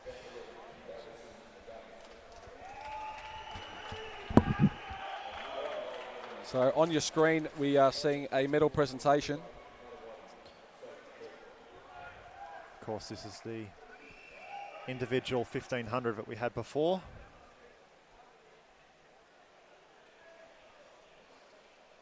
So Auburn been very well represented over this weekend, and I like their team colours. The boys from Nunawading there on screen, working through with their coach there from Western Propulsion as well. So again, in the final moments here, we can join the conversation, hashtag 2020 Vic Open Champs. And as Tim leaves us here,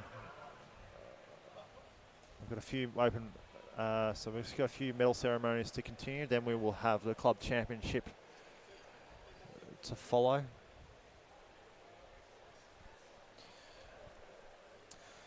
So what you're seeing on screen there is the Melbourne Sports and Aquatic Centre. As you can see, it's 8:58 p.m. Melbourne time, and it's a wonderful sight down here close to the Albert Park Lake.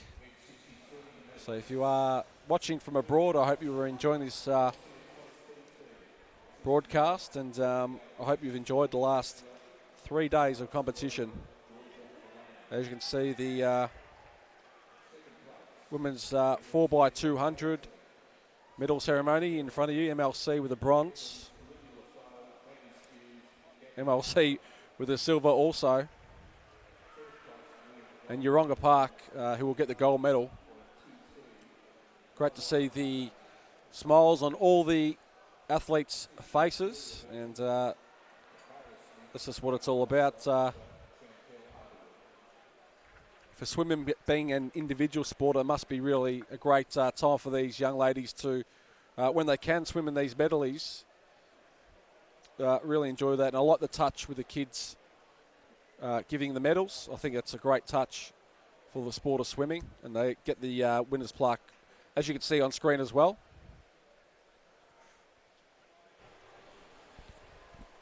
So how would you sum up this meeting, Maddie Handapple? It's been a pleasure to meet you in the last couple of days and commentate with you. And it has been. And obviously learn a hell of a lot more about the what you do as a professional athlete, the para movement as well, which you taught me about from the 2020 London Games, and all the Olympic athletes also. And of course, and we've also had Steve here from the MLC club come and join us on commentary, an exceptionally strong commentator himself, and does a little bit of it on the side. But talking about the championships as a whole, this is the 2020 state series. So this is part of a long series of different competitions from around the states.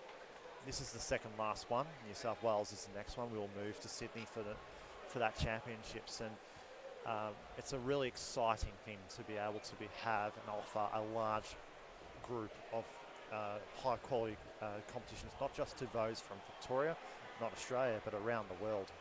We've had a significant amount of countries, and the flags are up on the stage here, and from America to Belgium, Canada, United Kingdom.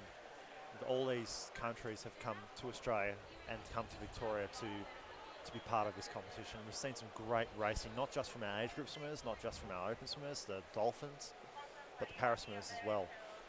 The para swimmers still have a number of training camps still to go before they head to trials in June, but we've seen some great times. We've seen some world records these championships. We've seen some Australian records be broken. So I think all around we've seen this is a step to the next level and the next championships, and we'll move to Sydney, and we'll be looking for faster times there and faster times again at the club championships in Perth as we head to the trials in May, June. So we're I think we're pretty well placed after this competition. We're pretty much where we want to be. Medal presentation. While now. there might have been some athletes that may have not Event had 64. performance they expected, The men's 4x100 metre relay. there is the next one in the series. In third place. This is a series. So From Western so seeing Melbourne an event like Propulsion. this, there's represented much by Leon passion Laidlaw, and Johan Stickland, Winhet U, and Lubka Zubic.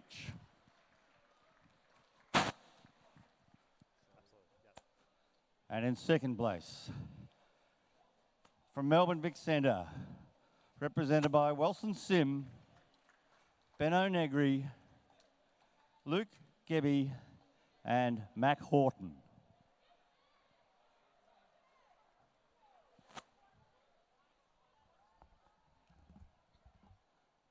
And in first place, and our 2020 Victorian Open champions, from Nunawading Swimming Club, Matthew Temple, Bowen Goff, Brendan Smith, and Andrew Rice.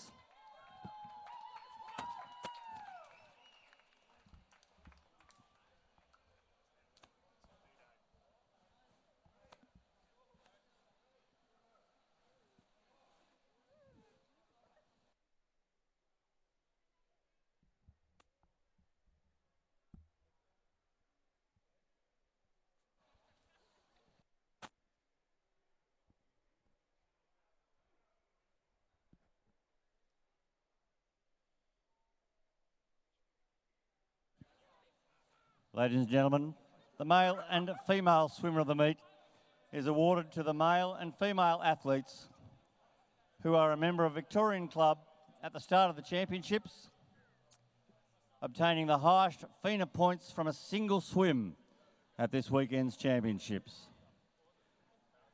And the male swimmer of the meet is Matthew Temple from Nunawading for his time in the male 100 metre butterfly final with 894 points. And the female swimmer of the meet is Jessica Hansen from Nunawading for her time in the women's 100 metre breaststroke heats with 861 points. And the male and female para swimmer of the meet is awarded to the male and female para class athletes who are a member of a Victorian club at the start of the championships and who was swum closest to the world record time for their classification in a single swim. And the male para swimmer of the meet is Timothy Diskin from PLC Aquatic for his swim in the male 200 metre IM final with 818 points.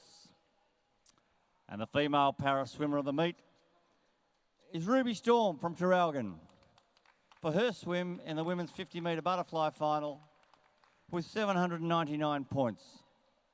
And now we come to the Victorian Club Premiership, awarded to the club scoring the highest aggregate points in both the age and open long course championships combined.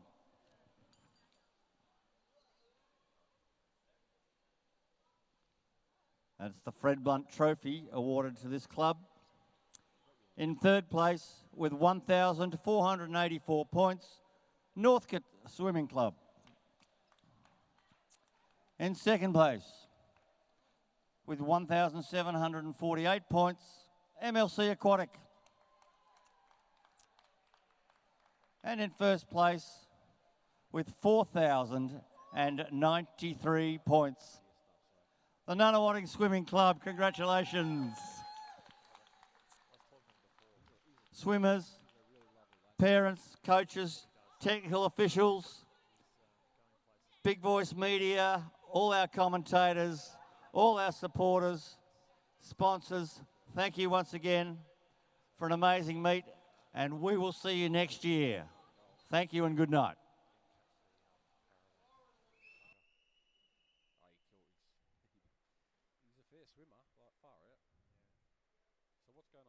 That's it.